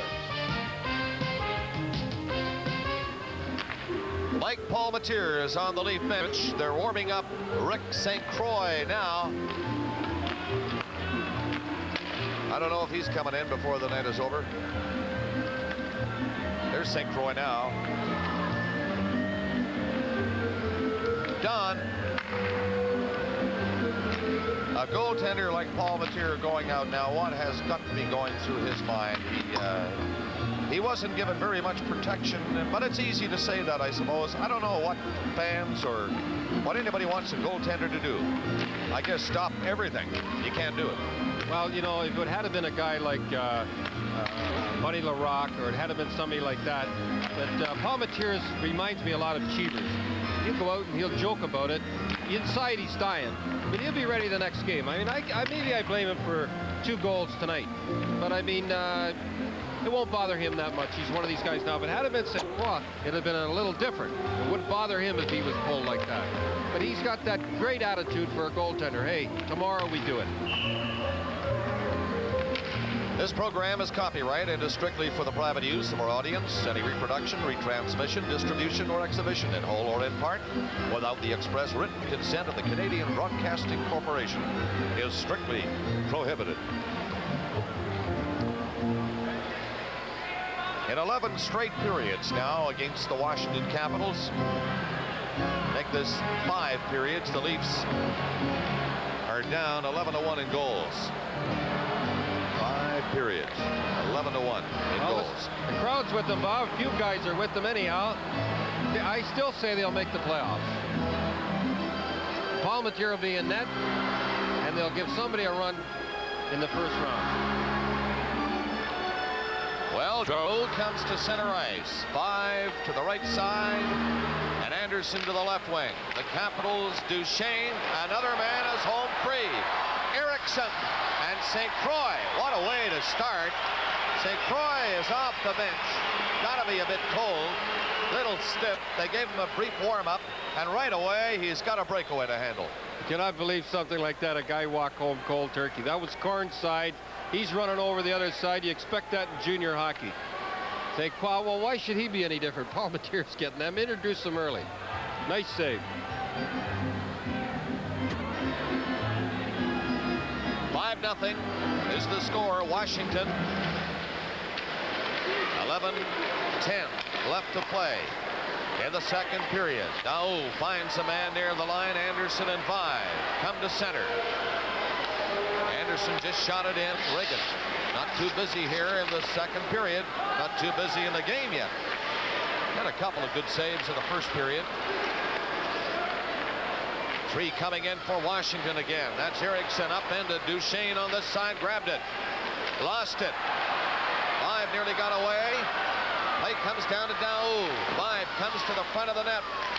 Up on the play is Nyland, and we're getting another penalty called on the play just inside the Washington blue line. This game is coming to you from Maple Leaf Gardens in Toronto. Hiya, pal. You say your feet are cold. You say you're already bored with winter and it just started. And you lost your hat and the snow's coming down and your hair's frozen. Is that what's troubling you, cousin? Well, pick up your spirits when you pick up your tickets to Super Lotto's Winter Bonus Draw. $510,000 bonus prizes January 1st and 500 more January 29th. Now, doesn't that make winter a little brighter, pal? The Edmonton Oilers, playing without Messier and Curry, are in deep trouble now against the Kings. Second period action. Fox breaks through, takes a shot at Andy Moog. The rebound comes right to Nichols. He scores goal number 30 at 9:54. 3-0 Kings. How about that? And so far, no point for Gretzky. It's got to be tough on Gretzky. He's got a sore finger and a badly bruised shoulder. Edmonton is off tomorrow. But Gretzky, of course, is scheduled to play in the All-Star game on Tuesday. Rogie Vachon doing a great job so far. 5-0 here. Washington on top of the Toronto Maple Leafs. And Duchesne is in the penalty box for Washington. So the Leafs have the man advantage, and they're in offside on this play. Five brought it in. Now he and Stevens are having a word or two. Little bumping just outside the blue line, and they continue to talk. Well, Brian Murray says that the referees have it in for Stevens. He's been complaining. Stevens has toned himself down, but I don't think he's quite the aggressive hockey player he was last year. And I don't think he's as good as he was last year because of that. Let him go. He's 19 years old in his second NHL season. 5'11", 200. Stevens is from Kitchener, where he played his junior hockey. Likes to mix it up. Anderson dropped it back. Anderson got it back from Daou. Anderson coming in, gets set, the shot, right on. And Riggin made the save. Standing up there, Pat Riggin. Leafs power play. Back of the net, Anderson in front was five. Didn't find it. And the Caps chop it away and down the ice. McCord is coming back. He's with Daou, Salming, Anderson, and Vive. The Leafs have yet to score in the game. They have a minute left on this power play, and it's McCord lugging it in. McCord dropped it to Vive. Up the line, Salming to Vive. It went away from him. Shan will shoot it out on the boards. Jarvis gets it the rest of the way across the line. Gould nearly broke away. 5-0 Caps. Daou. Hard pass to Anderson. Hit him on the leg. Bounce right back to McCourt. McCourt crossed the line. Quick shot by Preacher. Didn't get very far. Maybe a foot or two. Well, I could say up here, it's very easy for me to sit up here, see a million things they're doing wrong, but it comes down to one thing. They're tight, and they have no confidence. Lehman showing some on this rush. Lehman nearly went in. He has to contend with Langway. Langway pokes it away. Inachak stopped it. Inachak near the blue line with Lehman fighting with Lockman. Puck comes off the boards and out to center ice again. And the penalty is now over. Duchesne stepping on the ice. 5-0 Washington. Duchesne, the glove pass from Lockman, and of course that is called. Now they talk about Pat Riggin. Pat has to feel that he's number one. He cannot play if he feels he's going to be yanked after a bad goal. Now he knows he's in there. He knows he's playing. And as Dennis's father told me, he could play like this all the time. He went down in the minors, got hot. So far he hasn't lost a game, I think, in the last 7. In the stretch drive for the Caps last year, Riggin had a goals against average of 2.58 in the team's final 37 games. I will admit, he gives his coaches a hard time, he gives his players a hard time, but he's there and he can stop pucks, and that's what it's all about. That's Anderson, number 19 for Washington. Puck comes to Inachak. He fanned on it. Podubny and Preacher, the other two on there for Toronto. That's Christian. Moved it up on the right side for Gartner to center. Coming in, Gustafson. Dropped into Anderson. And a shot off the stick of St. Croix hit the glass. The Leafs Inachak trying to come back with Preacher. He shoots it in. And hit Bloomquist. Now the Caps come back to pick it up again, but the Leafs hop on it. Graham in behind the net trying to kick it out front. Preacher lobbed it over in front of Riggin. He got rid of it. It comes back to the line. Horn. Shot stopped by Riggin. Goaltender stood right there. Horn again. Played it in. Inachak knocked it down. Leafs trying desperately to get a goal. They're down 5-0 with 7:31 left in this second period, and it looks mighty grim for the Maple Leafs. Peter Serderkowitz played this afternoon for Oshawa. Played very well. Played very well. He was the second star of the hockey game. Well, that's what I said. He played very well. They lost 4-3. Okay, I'm not arguing. Born in DeBrown. Poland. June 29th, 63. I didn't know that. Oshawa Generals, his last amateur club. Washington's 5th choice, 91st overall in the 81 entry draft. They hold it on the boards again. And another face-off coming up in the Washington zone. There's big Rod Langway. What a guy he is. I remember shaking his hand at Danvers, Mass, and he got drafted by Canadians. I said offhandedly, maybe I'll see you in the National League. He says, guaranteed you'll see me in the National Hockey League. And boy, has he been here. That's Carpenter dragging the puck, lost it to Gavin. Gavin trying to get away from Langway. Not an easy chore. In back of the net. Graham trying to deke a man. Graham on the board. Salmi comes in to help him. The Caps clear it out. And to center ice. That's Carpenter coming in. He'll get a shot away. It was deflected by Nyland. Up into the crowd behind Rick St. Croix. Live from Toronto, Hockey Night in Canada on CBC. Relaxing with our vodka today. Molson Bach is coming your way. Warm days will be calling you home. Gonna call Molson Bach your home. Introducing Molson Bach. Here's a surprisingly refreshing taste that's like no other Bach you can buy. Sitting with our vodka today. Molson Bach. Mr. Alan Eagleson, the president of the National Hockey League Players Association, will be our guest in the second intermission. He'll be chatting with Dave Hodge about international hockey, I am sure, among other things. It'll be interesting, always interesting when Al is on the show. He'll be joining Dave, and we'll show you some action from Edmonton. LA is there tonight and causing quite a storm out there, leading the Edmonton Oilers. And all eyes on Wayne Gretzky, playing hurt, but still rolling on and looking to keep that record intact. Boy, the crowd's having fun now. Just knock somebody down and they give a big cheer. He's going to get rough from here on in. Bobby Carpenter is playing center right now, having a very, very disappointing year. Nobody knows what's the matter with him, but it's just not coming through this year like it did last year. That Leaf bench across the way, looking on, very, very quiet. Of course, you can understand it, but here's a break. Right in! That was Graham with a backhand shot. He had a good chance to score, but Riggin looked sharp on the play. 6:40 left in the period. 5-0 Washington. Coming out is Howard. Tried a long shot, and St. Croix stopped it. It was called offside anyway. It used to be Gordie Hayworth, and I don't know how it got to be Gordie Howarth. I can't understand that. He used to play with his father. You're right. I'm just saying he changed it for some reason. Middle of the second now out there, our update game. 3-0. LA. Nichols has 2. Hawkinson the other. 30 on the year for Bernie Nichols. Well, I'll tell you one thing. He would have won the Rookie of the Year last year. He was well on his way. 21 goals, I think, in 25 games. He would have won the Rookie of the Year, but he hurt his knee. Larmer won it, of course, last year for Chicago. 5-0 here. And the fans very restless as Vive poked it up across the blue line. Shan cleared it out of the zone again. That's Gould racing in. Horn after him. Gould pulled the big defenseman, stopping quickly. Capitals skating now hard inside that Maple Leaf blue line. For the Leafs, Lehman pushing it down the ice. Must be great to play with a 5-0 lead. You can be loose. Beautiful. Shan flipped it ahead. Lehman to Vive. Up near the line. Daou was stopped. Gould again. Ahead to Curry. Here's Duchesne. Scores! It might have hit the stick of Lehman. Don't know.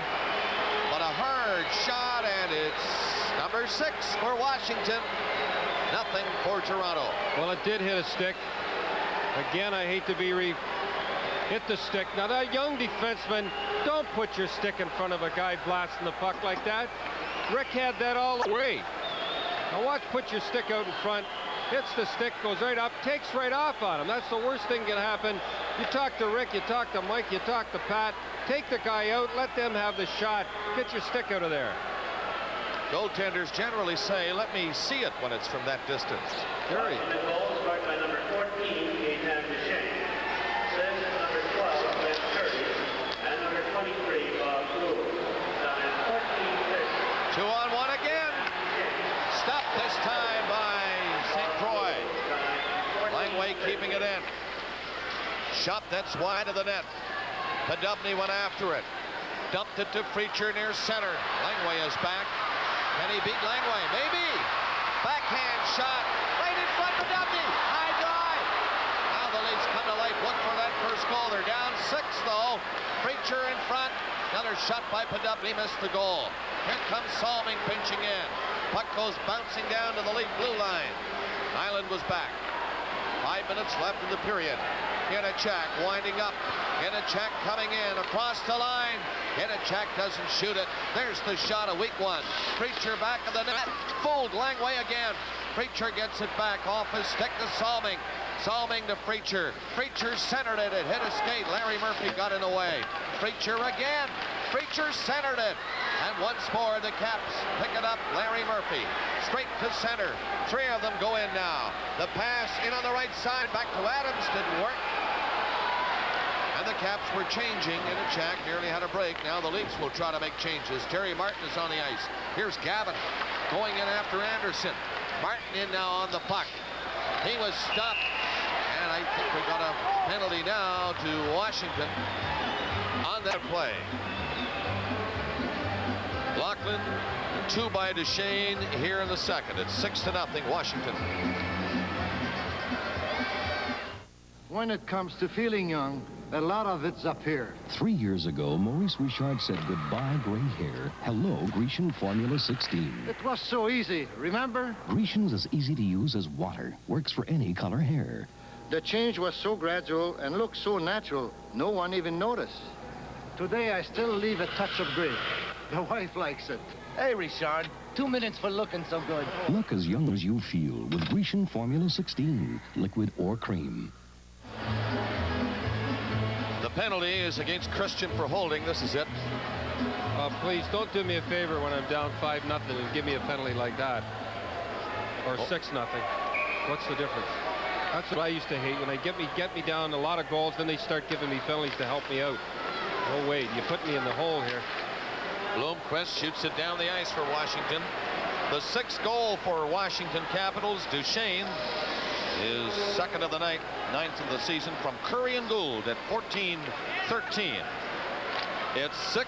5 looking for 1. 5 chopped it back in front of Anderson, and he was covered. Cleared away by Glenn Curry. Minute and a half left in the penalty. 5 has 40 goals, second highest in the league. I don't have to qualify that, I don't think. Now, here comes Salming. 3:30 left in the period. Minute 5 left on the penalty to Christian. The Leafs, Daou keeping it in. Looks back to Salming.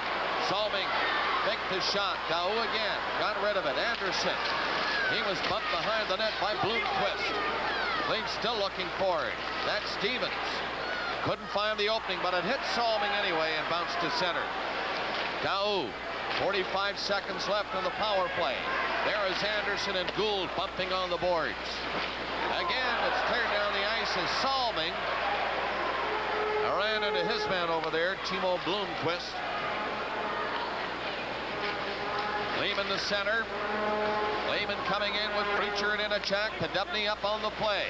There's Hinachak with Podubny. The 2 of them can't come up with it. And the Capitals skate out of the zone again. Down to center. Gardner coming in. Batted in front. Little too far for Gustafson. And the Leafs Preacher with 10 seconds left on the penalty to Christian. Preacher right in front of his own net with that move. Up to center. Podubny will not catch up to this one. Langway will. And icing is called against the Toronto Maple Leafs. Well, you know, Dave said that about Gretzky having that injury, and I heard that these injuries that he did is pretty serious. And, you know, when you see a guy playing, that it'd be easy to quit. And that's why make Gretzky a great hockey player. Just the same as Bobby Orr, as I mentioned. He'd play hurt all the time. You had to take a crane to get him out of the lineup. And it appears it's going to take something like that to get Gretzky out of the lineup, or if the record stands at 51, then he might set a couple out. I know Sather would like to have an opportunity to rest him before the playoffs. He told me early in the season that's what he plans to do this season. But Gretzky keeps rolling along on this record clip. What do you do? Gotta stay in there. There's Gardner going in after the puck and comes up with it. Lost it again. He was bumped by Green. And it's called. Got another penalty, maybe. No, face off outside. No, okay. They're just bringing it out. Gloved ahead, I believe, is what the hand sign meant from Gregson. A gloved pass. No penalty. 6-0 is the score. 1:54 remaining in the second period. Al Eagleson will be in the studio with Dave Hodge, and we're going to have some action from Edmonton for you. LA is there, and so far LA is leading the Edmonton Oilers. I think Glenn Sather would like to see that record stopped right now and get things going. Gavin is offside. I think he'd like to get his team straightened around. I think what's happened, they're thinking about this record. They're going all over the place. I think he'd like to see it broken so he can get everything stopped, get solid again, and get things going. Looking over there at Mike Nickluck and looking at the Leaf bench, Don, he and Dan Maloney, you can tell that, well, they're saying, what do we do now? We're down 6 goals. I got to go in and talk to these people. The fans are on us. They're booing us. And it's just terrible. But he's got to come up with something in that intermission. I don't know what. You tell me. I get paid to broadcast now. That's Salming. Play off the boards by Derlego down the ice, and Langway poked it ahead of Miss Carpenter. The Caps are up by 6, but they keep coming. They're skating hard all the time. Nyland now with a shot from a long way out. Missed the net. Riggin covered it for Langway. And back there is Haworth. Carpenter moved it across the line. 1 minute left. Listen to the cheer when he makes this announcement. Predictable. That's Langway to center ice for Washington Capitals. Playing it in. Horn from the side of the net. 45 seconds to go. 5 down the boards. 5 across the line. He's being covered on the play by Anderson. It goes to Daou. Horn is back at the blue line. Daou can't get it back to him. Daou trying to get away from Gartner. He can't. And the Capitals in the other corner now. Anderson trying to stop Anderson of Washington. The two Andersons bumping together. The play goes on to the line and goes to center ice with 15 seconds left in the period. Now that's Peter Anderson again. Daou this time hounding him. Bumped him behind the net. 5 went in through his shoulder into his man. Shan. 4 seconds left in the period. The Leafs poke it in front. Peter Anderson is there for Washington. And the horn goes to end the second period with Anderson of Washington and 5 of the Leafs colliding. And now they're having a few words, but they settle down and move off to their respective dressing rooms. So the score at the end of the second period. Washington 6, Toronto nothing.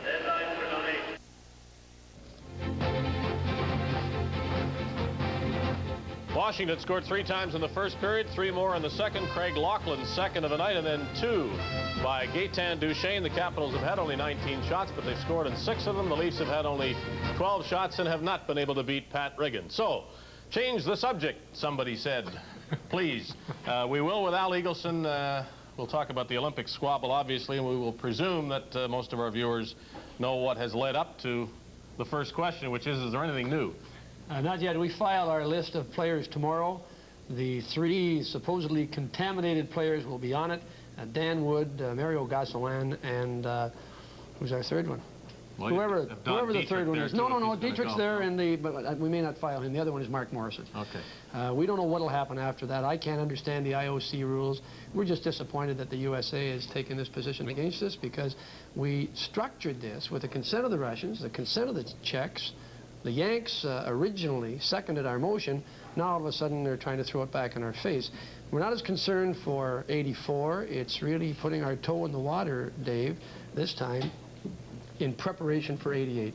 It's our desire to aim for a more open Olympics in hockey. In '88, we find it frustrating that a skier can make $1 million a year and be an amateur. Track and field athlete can make hundreds of thousands and be an amateur.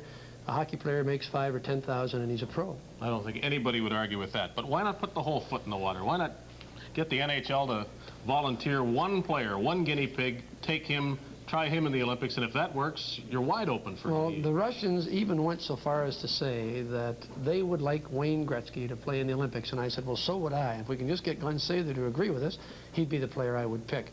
We felt, though, that we didn't want to be that blatant. We are stuck with this position. The only professional league in the world, according to the IOC and the IHF, is the National Hockey League. So we worked backwards. We said, all right, if Kuhnhackl makes $150,000 a year, he's an amateur. Let's look at this pro league and see what their definition is of a professional. And a player does not become a professional under NHL bylaws until he plays his 11th game.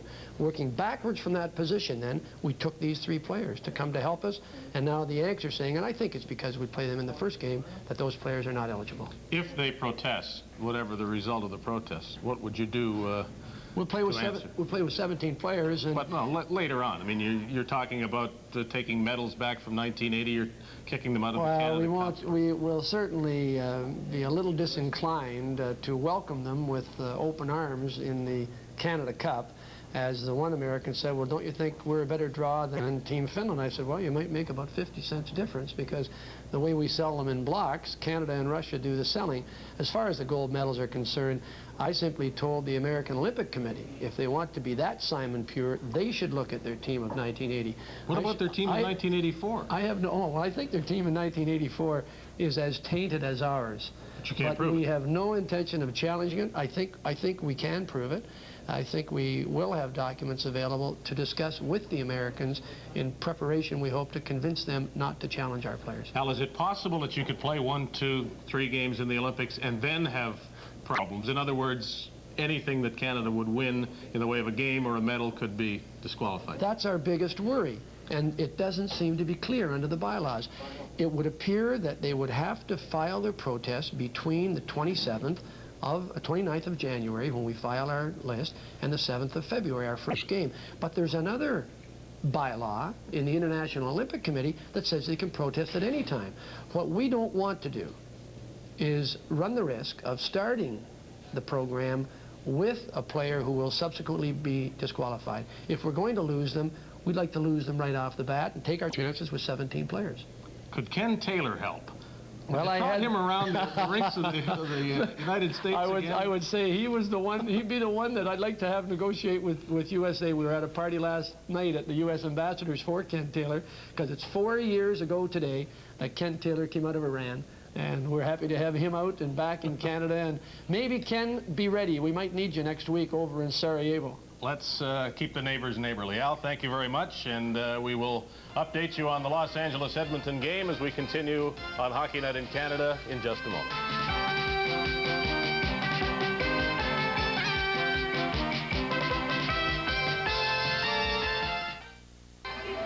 The Detroit Red Wings have moved out of the Norris Division basement, at least temporarily, with a 4-3 win over the Islanders tonight. The big news in that game, the Islanders lose Mike Bossy out indefinitely with a knee injury. Now to the gauntlet, Maple Leaf Gardens, Bob Cole.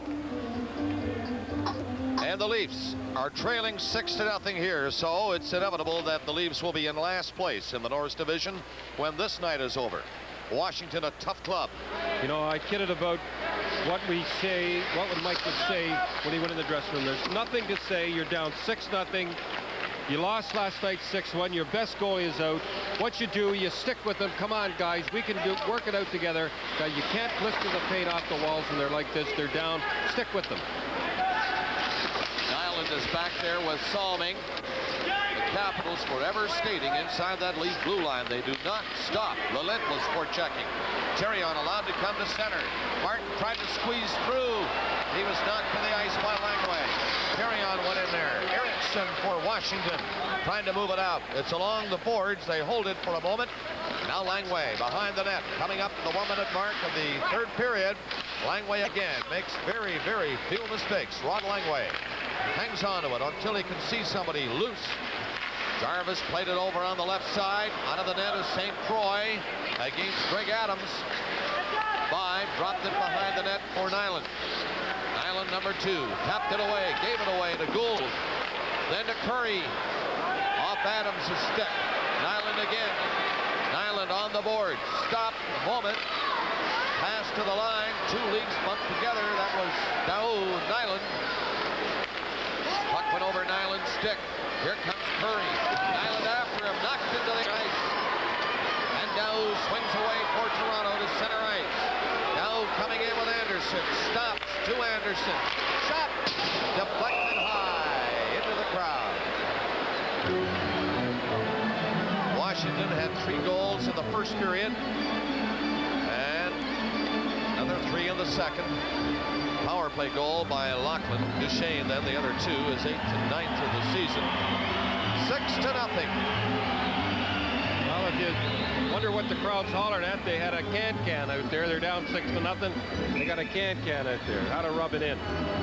Another thing to say as a coach, let's go out and win the third period. Let's get some pride. Win that third period and we'll go from there. Here comes Lehman on a bad angle, trying to cut in front. He did. 5 was stopped. Lehman shot. 5 in the crease. Lehman again. And from the scramble, it's Anderson. Back in front. Another pick save by Daoud. All the way back to center. 2 minutes gone in the third. Torn. Trying to get some life into the seats here at the Gardens. Coming in. Driving behind the net against Stevens. It'll be cleared on the far side by Doug Jarvis. He's in with Erickson. The shot stopped by St. Croix. Didn't see it. It bounced to his right. Penalty coming up against the Washington Capitals. It'll be Duchesne who put the hook on the Leaf player, Rick Vine. From Maple Leaf Gardens in Toronto, this is Hockey Night in Canada on CBC. Good times are here. Got my favorite beer. Been a great day. Oh, what a great day. Break away to the good times. Molson Canadian, break away to the good times.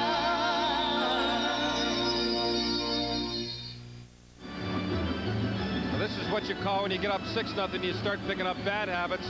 Something you don't want because it might be a 2-1 game. Duchesne, you should never do that. The opposing end when you got 2 defensemen waiting for the guy to come here. So here at 2:24 of the third, Duchesne is off for hooking. Rick 5, Gould is in. Nonetheless, shot stopped by St. Croix. Now the Leafs on a power play. Coming to center. They've been shut out tonight. 6-0 by the Capitals. With 17:20 left in the hockey game. The third period. On the far side, Gould to the line, stopped by McCourt. Langway after it. Langway hooked one to the line, and that stopped and golfed away. McCourt couldn't get a shot. Couldn't make a play. Bedubny to Preacher to Bedubny. To Preacher again, who has to go back. Here he comes. Picking the left side on Larry Murphy. Went in. Preacher nearly beat him. Matt Reagan went down and covered on the short side. How about a good move by Preacher? Splitting through to the fence. Bedubny waits at the blue line. Gets the pass. Bedubny. And he lost it. Did lose it. So McCourt goes back. 55 seconds left of the penalty. In a check with Preacher and Bedubny.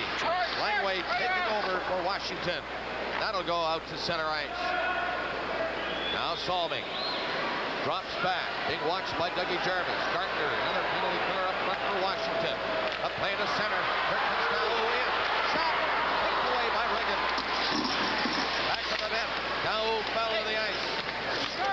Line went in to help. Didn't see it. Lehman does. Lehman tried to poke it in front. Kept it by Salming to 5. 5. Stopped along the boards. Back to Salming. He'll get a shot away. Knocked down. Rebound. Daoud ran on it. Had the empty net. Trigger was out. Salming will shoot it again. That's knocked down. Daoud. Another shot. They cannot. It's waved off. The Leafs worked so hard for a goal. 5. Daoud. And it's waved off. The whistle and gone. Well, I think it was the fast whistle, but he did blow the whistle before it went in. It was still loose, but I don't blame Vide and them. You know, with Murphy's Law, something goes wrong, it really goes wrong. Is that how Murphy's Law goes? Is that how Murphy's... Now watch it. You'll see it. It's still great forechecking. You got to give the Leafs credit. They're in there, 6-0. Be great to quit. Buzzing around. Regan is terrific here. Look at him stand up. Now you'll see the puck will be loose. Banging it again. Bang it again. Now watch on the side. It was right there. It was loose, but the referee had lost sight of it, so he had to blow the whistle. So as Mike Nicolak says, you can't buy one. Well, if you can't, you can't. And the referee right there waved it off immediately. He had sounded the whistle. No goal. Well, he lost sight of it, Bob, and that's what he has to do. It looked like Reagan had it. 5 seconds left in Duchesne's penalty. Korn kept it in. The penalty is now over. Duchesne is on the ice. Gets the pass at center and failed to hang on to it. McGill is on the ice again, number 26 for Toronto, up from St. Catharines. Played it to Jim Korn. Korn coming out. Long lead pass to By. They try to feed it into him. Didn't get to him. 15 minutes and 15 seconds left in the third period as Anderson comes in with Dow, knocked down, and a penalty will go to Dave Christian of the Washington Capitals. And when we come back, the Leafs, still looking for their first goal, will go on the power play. Over the years, your changing fuel needs have caused changes in us. Morning, Joe. Time for gasoline. In 1939, Esso introduced their new premium. Esso Extra, please. With the post-war car boom, the need for gasoline grew. Then came lower-cost self-serve. Fill her up. Yes, sir. Unleaded gasoline. Premium unleaded, please. Diesel. And down the road, propane and future fuels. Anticipating your needs makes us better. You make us better, you do. Esso. Third period action in Edmonton, and the Oilers finally score against Marcus Matson of the LA Kings, but Gretzky was not on the ice when this goal was scored. Here's the setup. Pozar, and the puck comes to Don Jackson, and he drills it past Matson, but Gretzky did not figure on the goal. There's the penalized player, Christian interference, here at 4:53 of the third period. So the Leafs again, a power play, still looking for their first goal of the hockey game. Into the 6th straight period. With Washington now, they have scored but one. Vibes 40th last night in Washington. 6-0 tonight. Coming up to the 6-minute mark of the third period, Salming tried to knock it loose with the help of Podubny. It did not work. Duchesne hangs on to it. A tip that Gretzky is hurt, that on the power play for Edmonton, that he was playing the point, so he won't have to take the draws and get in there and mix it up. That's a sign that he is hurt pretty good.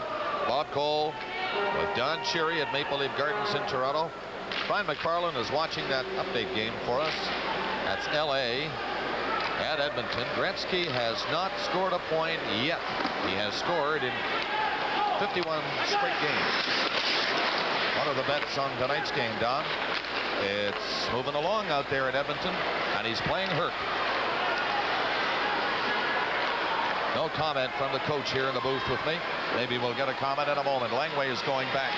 I know a bookie that's pretty happy right about now. At 500-to-1 odds. Duchesne flipped it near the line. Jarvis. Podubny. Jarvis again. Stopped by Salming. Jarvis, a hard worker, trying to get a stick on it. Comes right in front. And McCourt couldn't keep it in, with Preacher trying to stick handle around Pat Regan, who's working on a shutout here against the Maple Leafs tonight at the Gardens. This is Lehman. Lehman was upended. Went flying against Dave Shan. In the penalty. 30 seconds now remaining. And the Capitals clearing it out of the zone again. The happiest guy in the building is either Dennis Regan or Dave Shan. Do you think he's happy this is happening? Here's Lehman's shot. Blocked at the line. They did not keep it in. It was a close call. Ron Asseltine, the linesman on the play, right along the line. Offside is called. Bill McCourt at the Leaf bench. Lots of frustration out there right now. Down. Stick together, guys. Better days ahead. The Leafs one win in their last 12 games, 4 in their last 22. Here at home, things not going so well tonight, down 6-0, and on the road, it's just as bad. They've lost 9 in a row on the road. Well, if I was in a slump like this, never had too many slumps in Boston, I'd like to go on a long road trip to work things out. Nyland at the blue line, trying to move it in on the boards. The Capitals are all back there covering and sending the Leafs back again. Washington changing again over there as the Leafs. Lehman circles in front of the net. The pass to the right side for Daou. Daou was bumped up the line. Anderson couldn't go in. Lehman goes to the bench, and the Leafs make changes. And now in is Lachlan. A hard shot will go into the seats. And behind St. Croix to his left. Harold Ballard and Maple Leaf Gardens will help the Ontario Heart Foundation during its traditional month of February. The public and fans will have the opportunity to compose Valentine Day messages and have them programmed on the Maple Leaf Gardens Sports Timer scoreboard during the first and second intermission. The hockey games February 8th, 11th, and 13th. The cost or donation done for each message is $25. The entire sum will be donated to the Ontario Heart Foundation. And of course, tax receipts will be provided. I think I'll send one to Blue. All right, make your trek out to the Ontario Heart Foundation. I will. Blue will win. Peter Anderson, 19, going back for Washington. On the board. Cleared to the line, and he grabs it again. Anderson dumps it in. 12 minutes to play in the third period. And Green for Toronto. His team down 6-0. Trying to get it out is Bill DeLego. It comes to Murphy. Shot by Murphy. Grabbed by St. Croix. And St. Croix hangs on. Rick St. Croix has not been too busy, but he's been quite steady. Alan Howarth out there.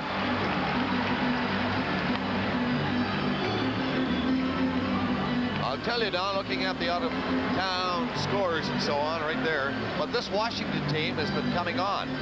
They win tonight. They're within 3 points of Philadelphia. I got to tell you the truth, Bob. I didn't think they were this good a club. They are well coached, disciplined, tough to score on. Regan's sensational. Tough team. Brian Murray told me this morning he feels we honestly have a shot at second in the division. Tough division, too. You got a goalie like well. You get a goalie playing like that, you take that extra chance up front. You got a goalie that can stand up, feed the puck up. You can get caught in the other end. It's those little things that those goaltenders help you with. If you have a goaltender you don't depend on, you bail out too soon. Gardner took it away from Jim Cord. Gardner racing back. Like Gardner, got away from a check thrown by Inachak. Out of the net is St. Croix. Cleared it right to Gardner, though. In back of the net, Gustafson circles centers. It comes to the line. Lundqvist shot. Lundqvist put it right on. And it was stopped by St. Croix. Lundqvist, 17, back on the defense there for Washington, along with Shand now. A new pairing. Coming in, Preacher again. He's had a couple of pretty good chances, but nobody has been able to beat Brigham tonight. Maybe now. Podubny couldn't get the shot through. It was blocked by Gustafson. Gardner racing in. Stops quickly. In front it comes. Blomqvist was bumped out of the play. And Inachak upended. A penalty coming to Washington as Preacher is in. Preacher left it for Podubny. Podubny around the net. He's trying to get an extra man on, but Pat Brigham grabs the puck and hangs on to it. Penalty coming up. This is Hockey Night in Canada from Toronto.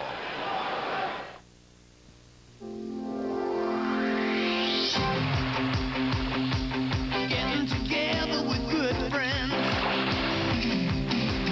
Getting together to play. Having some fun. Hearing the song. Yeah, we made it. Hang out with baseball. It's a great day.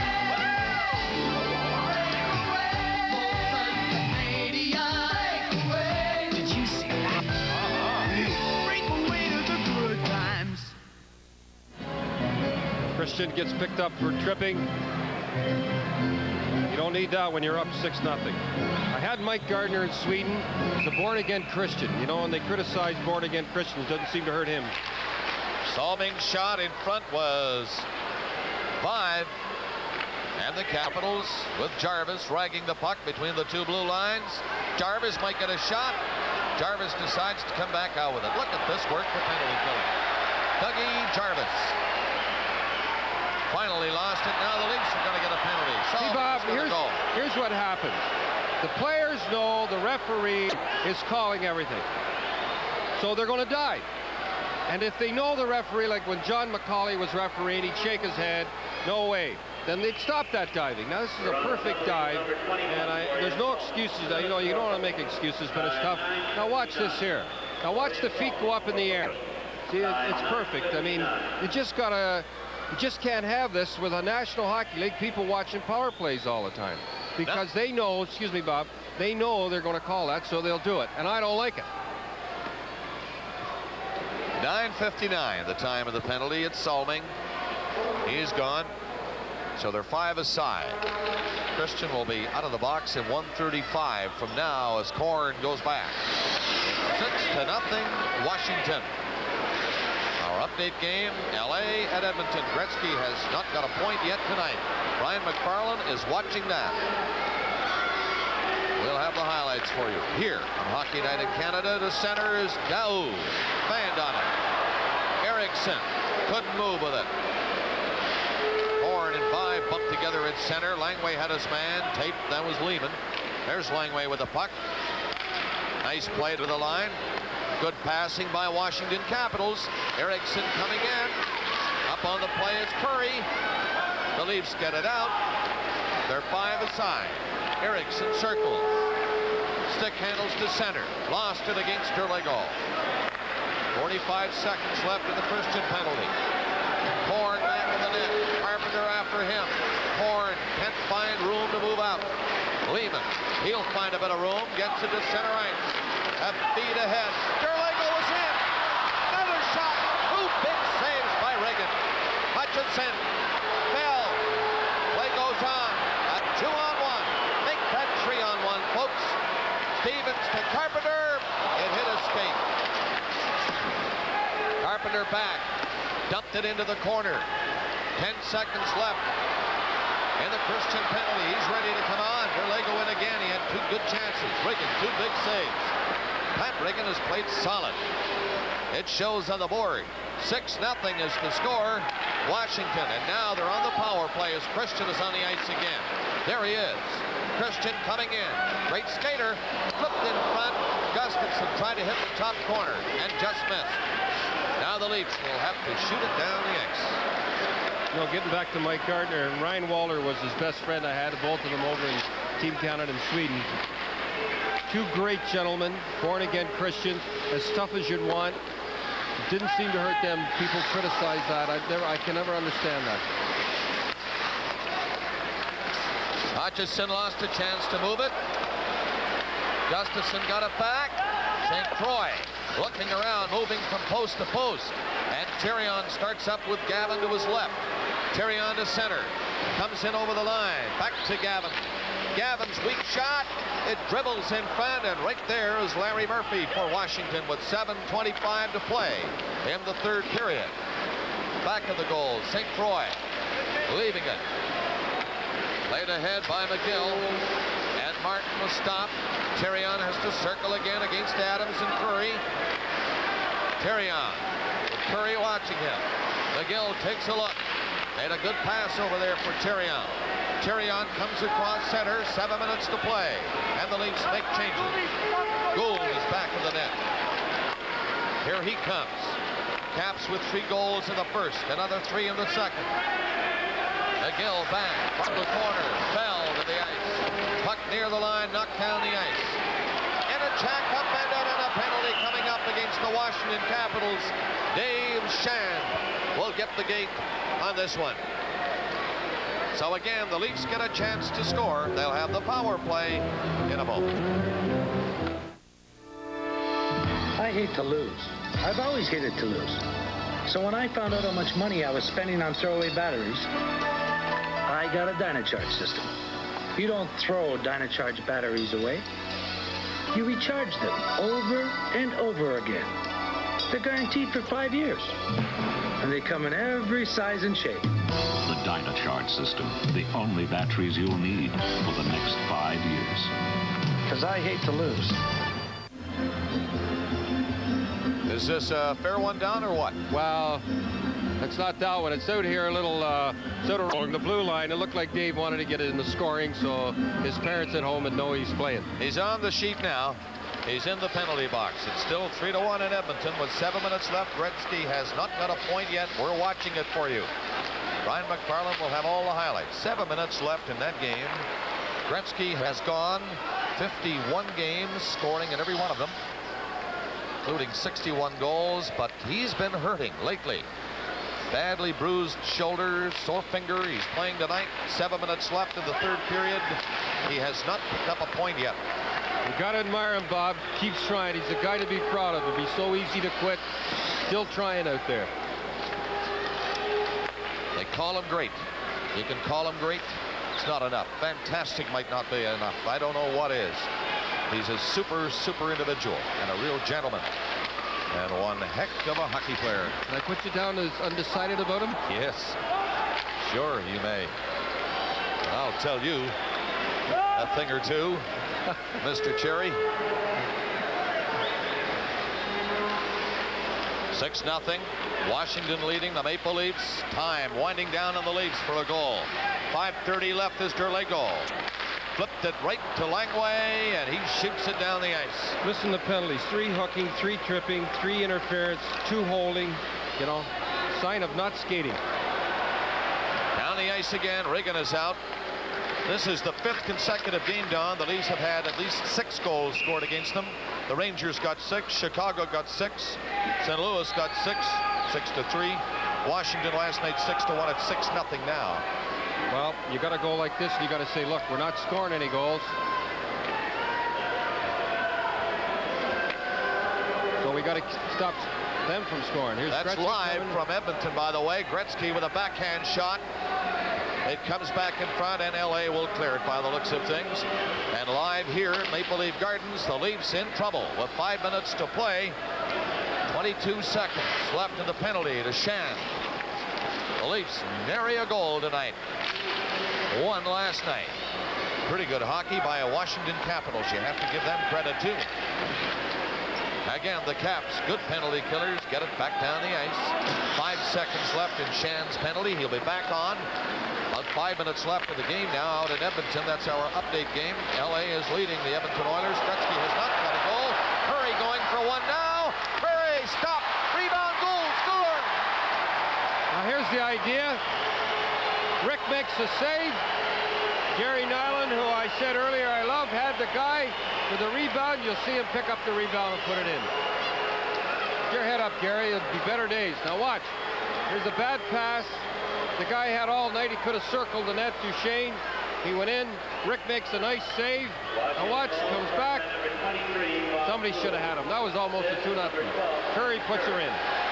There's Curry with the initial break. Nice save. Sure. Rebound coming out.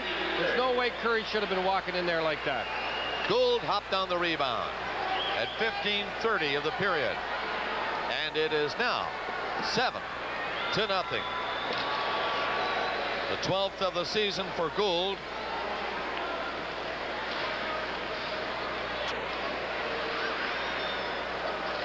From center, this is Christian shooting it in. 4:15 to play in this hockey game. That's Lehman. He is being hounded by Lachlan. A pass comes to Korn to center. The big defenseman going in. Jim Korn stops. Fed it in front. And the Caps are on it again. Carpenter fired it ahead. Breaking in on the wing. Howard nearly got a goal. Terrion from the side. 3:45 to play in the third period. Terrion has to go back. Alan Howarth got his first goal against Don Cherry's Colorado Rockies, November 30th, 1980. You know who's in goal down that night? Don't tell me Hardy. You got him. He was in for a lot of first goals, believe me. Really Siv. Gustafson in back of the net. Gavin tried to jam it in. Pat Regan has played solid hockey, covering on the post with his skate. Sticks up, little pushing and shoving. Fans get into it. They want some action now, even though they don't have any goals. That is frustration. You never, you know, it's easy for people to sit up and criticize. It'd be so easy for me to sit here to see a million things going wrong. I've gone through it as a player, and I've gone through it as a coach. 3:20 to play in the third period, and it's 7-0. Simplicity, that elusive quality Panasonic brings to a complex world. So you can watch what you want, when you want. Make time stand still or move forward Capture every highlight beautifully and bring all the brilliance of color to life. Take control in a complex world with Panasonic video and color television technology. So advanced, it makes your choice simple. The Washington Capitals on their way to their 5th shutout of the season already, leading the league with 4, and they all belong to Jensen, who's injured. He has a back problem, muscle pull. They tell me he's going to skate on Monday. He's scheduled to start in the All-Star game. He's going to skate Monday, after which they'll make a decision whether he'll play Tuesday in the All-Star game. Capitals in again. Christian nearly had a goal. There's a shot score. Langway rewarded for his defensive work. A bit of a weak shot, though, by Langway along the ice. I don't know if St. Croix had a line on it, but it went by him. I don't know whether somebody tipped it or not. He went to tip it, but Langway, all he did, you young defensemen out there, don't have to blast the puck through the net. Just lay it in there like that. Just lay it in. I don't know whether it was touched there or not. It was close. Now here it is again. This point should have been covered. Langway picks it up. Nice shot here. Hey, Club, great save again. Puts right out to the point. I don't know whether that was touched. Oh, he said he touched it, I guess. 17:08. It was not tipped. Langway got the goal. 8-0 Washington. Daoud flipping it in. Here comes Rick 5. 5 back of the net. Langway back to the net. Langway fed it ahead. The Capitals do not move it out first. Now they do. That's Erickson racing in. Erickson played it in. Jarvis going for the net. St. Croix reached up to grab the puck, and he hangs on to it. Now, let's have this NHL update with Brian McFarland.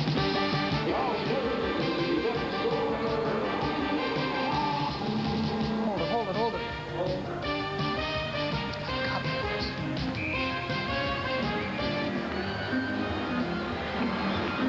Technical problems on our line from Edmonton, but we'll get that straightened out for you. The LA Kings are still leading the Edmonton Oilers in the 3rd period in Edmonton. That's our update game tonight. Gretzky has not scored a point yet, we are told. He has gone 51 games, this then his 52nd, and it could be over tonight. Gretzky playing with a sore finger and a badly bruised shoulder. The Capitals looking for goal number 9 on the night, and they might have it here. There's a quick shot stopped by McGill. Again, a chance. St. Croix looking around for it, and there it was. Boy, it's a shooting gallery down there. Now let's try this one again with Brian McFarland, this NHL update. We're watching the Oilers and the Kings, and the Oilers score here, but the question is, did Gretzky earn an assist on the play? Apparently he did not, with time running out. This goal by Ken Houston puts the LA Kings in front 4-1. We'll talk about Gretzky in a moment. 4-1 out there, so a big turnaround for the LA Kings. Don Perry fired, the 4th coach to be fired this year. Billy McMillan, Tom Watt, and Roger Nielsen, of course. A lot of coaches going in a hurry now. Yeah. Didn't you feel sorry for Perry? Good, honest guy, worked hard. Love him. There's Gavin. Dropped it back. 1:45 left in the 3rd period. Yes, he did work hard. Did pretty well his first year there. Ousting the Edmonton Oilers. That was a big upset in that playoff. Things not working well lately, but working well for Brian Murray and the Washington Capitals, I'll tell you. Leading the league in shutouts, going for another tonight. Hit the goal post, Milderley goal. He's had 2 or 3 pretty good chances. 1 minute and 15 seconds left in this hockey game. It's only a question now of how much the Capitals will win by. They're up 8 goals now, and whether Pat Riggin gets the shutout. He stops this one easily. He's had 24 shots stopped so far in this hockey game. St. Croix blocks this one. 50 seconds to play. That's Carpenter getting it back near the line. The Capitals, you know now, Don, will protect any break and try to ensure that Riggin indeed gets a shutout. Absolutely. Well, they couldn't do it any better than they've doing. They've had 5 guys back all night. Martin scooped one in. 30 seconds left in the third period. Carpenter dropped it back from the blue line. Bloomquist killing the clock. 20 seconds left. That's how far Pat Riggin is away from a shutout, and his dad is here to watch him tonight, Dennis Riggin, who played with Detroit Red Wings in the late 50s and early 60s. This game is over. Let's go to Edmonton now. Let's see how Gretzky is doing. 3 stars are all Washington Capitals. That is quite obvious. Dave Christian, Doug Jarvis, and Pat Riggin, who shuts out the Maple Leafs in 3 meetings. Between the Washington Capitals and the Toronto Maple Leafs this season, the Leafs scored but 2 goals. And when you think of it, the Capitals are probably the last team the Leafs wanted to be playing at this desperate time in their season. They just didn't want to be running into a team that played defense the way the Capitals do. Now, Washington scored 6 goals last night, 8 tonight. That is quite uncommon for the Caps. Even they will say that with the net empty, they're going to have trouble scoring 7 goals on average in 2 nights. But that's the way the Leafs have been playing, virtually with an empty net, whether it's the goalie's fault or the defense's fault or the forward's fault. And now the speculation will be more than rampant between now and the Leafs' next game next Wednesday in Chicago as to who will be coaching this team, as to what the Leafs might do to try to shake things up, whether they'll make a trade. But there is very little doubt after watching the Leafs the past 2 nights against Washington that they must do something. We'll return in a moment. It is quite predictable that on the night Wayne Gretzky's streak ended, Mike Nicolak's days as the coach of the Toronto Maple Leafs ended. Here to talk about the Leafs' worst defeat of the season on the scoreboard, any other way you might want to look at it, is Don Cherry, who has been there, as they say. This Leaf team tonight was a team that was either waiting for something to happen or was a team that was asking for something to happen. Take your pick, but something has to happen, right? Well, you could see they didn't have it tonight. I like the way they at least tried the last 10 minutes. I was out in the hall here coming in. There has to be 100 people waiting outside like vultures waiting to get at Mike. It's a tough road to hoe. I'm sure something will happen. He said a couple of weeks ago he thinks he has the talent to win here. Get me some people back, get me some people healthy, and based on what we showed at the second half of last season in the playoffs, this team can do reasonably well. I think I agreed with him then, and I think that if you agree with him then, you have to ask what's wrong now and agree that something has to happen. Well, what happens is he got the guys back, but they weren't ready. You know, they were coming back. I'm not saying they didn't hold them out long enough, but it's going to take them a lot longer. All of a sudden, he starts running into hot goaltenders like Riggin tonight. Things go wrong, hitting the post and stuff like that. They're down. You could see they were down tonight. I watched Mike back of that bench at Maloney. The whole team is down, and I've been there. I was there with Colorado. There's no feeling like it in the world, and what more can you say? I feel sorry for them, but that's life. If you want to get into this business, it's a tough business. I've been down the road. I've had my heart broken too. So all you people out there that want to coach the National Hockey League, it's not how smart you are, it's how tough you are. You feel as though the Leafs don't quite have on paper what they need. You think they need better wingers, bigger wingers, what? To win in the National Hockey League today, you have to have wingers that are either going to score 40, 50 goals, or they're going to be tough. One or the other. You're going to have Nystrom's, Tonelli. You just can't have guys going up and down that's going to score 10 goals, they don't hit, and 10 goals, you're going nowhere. I still like their goaltending. Fair defense, good centers, no wingers, except one. Either have them that they can score 40 or 50 goals, or tough. Make that team pay that comes in here. Sure, they're going to beat you, but make them pay. When they think the Toronto Maple Leaf guards say, oh, I don't want to play there, make them pay. If they beat you, make them hurt when they come in. Whatever it took to get it out of them last season, I mean, they were a respectable team last season, basically the same people. They haven't really, any changes have probably been for the better in terms of personnel. How can they play to the point where you praised them 6 months ago, and now where they look like the worst team in the National Hockey League tonight? New Jersey would not have lost this game 8-0. Well, they're down. Like I say, there's nothing you can do. The confidence, and I said at the start of the game, the confidence is gone. There's no... Well, whose fault is that, Don? Well, it's not that you can't say it's a coach's fault. I mean, what do you say? I know Mike said you can't motivate them and things like that. He's supposed to motivate them, but the players have got to dig down themselves. I mean, what are they going to do when they come out? I would take and show them that game. They got to have a little pride. Some of these guys are getting 200,000.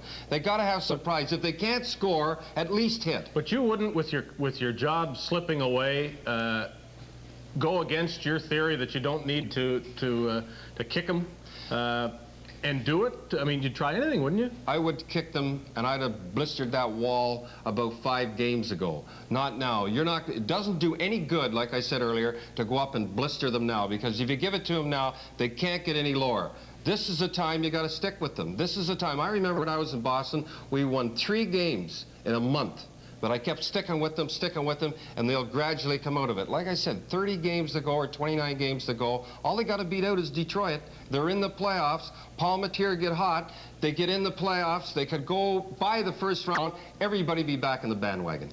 But hand in hand with an 8-0 loss is the fact that now they are in the cellar. Detroit uses this night to go to 4th place by beating the Islanders. Let me just say, I would rather lose 8-0 than lose 3-2 tonight, because now you got something to work on. You could go in 8-0, 3-2. Hey, we did a pretty good job. Well, 8-0. You're not going to have a job, I don't. No, well, if he doesn't have a job, well, what are you going to do there? Gretzky, one short comment on Gretzky. Well, there's a guy. Now, you're talking about pride, and as Howie said, Canadian hockey players. There's a guy, sore hand, as you said, sore shoulder, still give it the old college try. That's what Canadians are made of. Great streak. Whenever it ended better for the Edmonton team that it is ended now. We'll return with more in just a moment.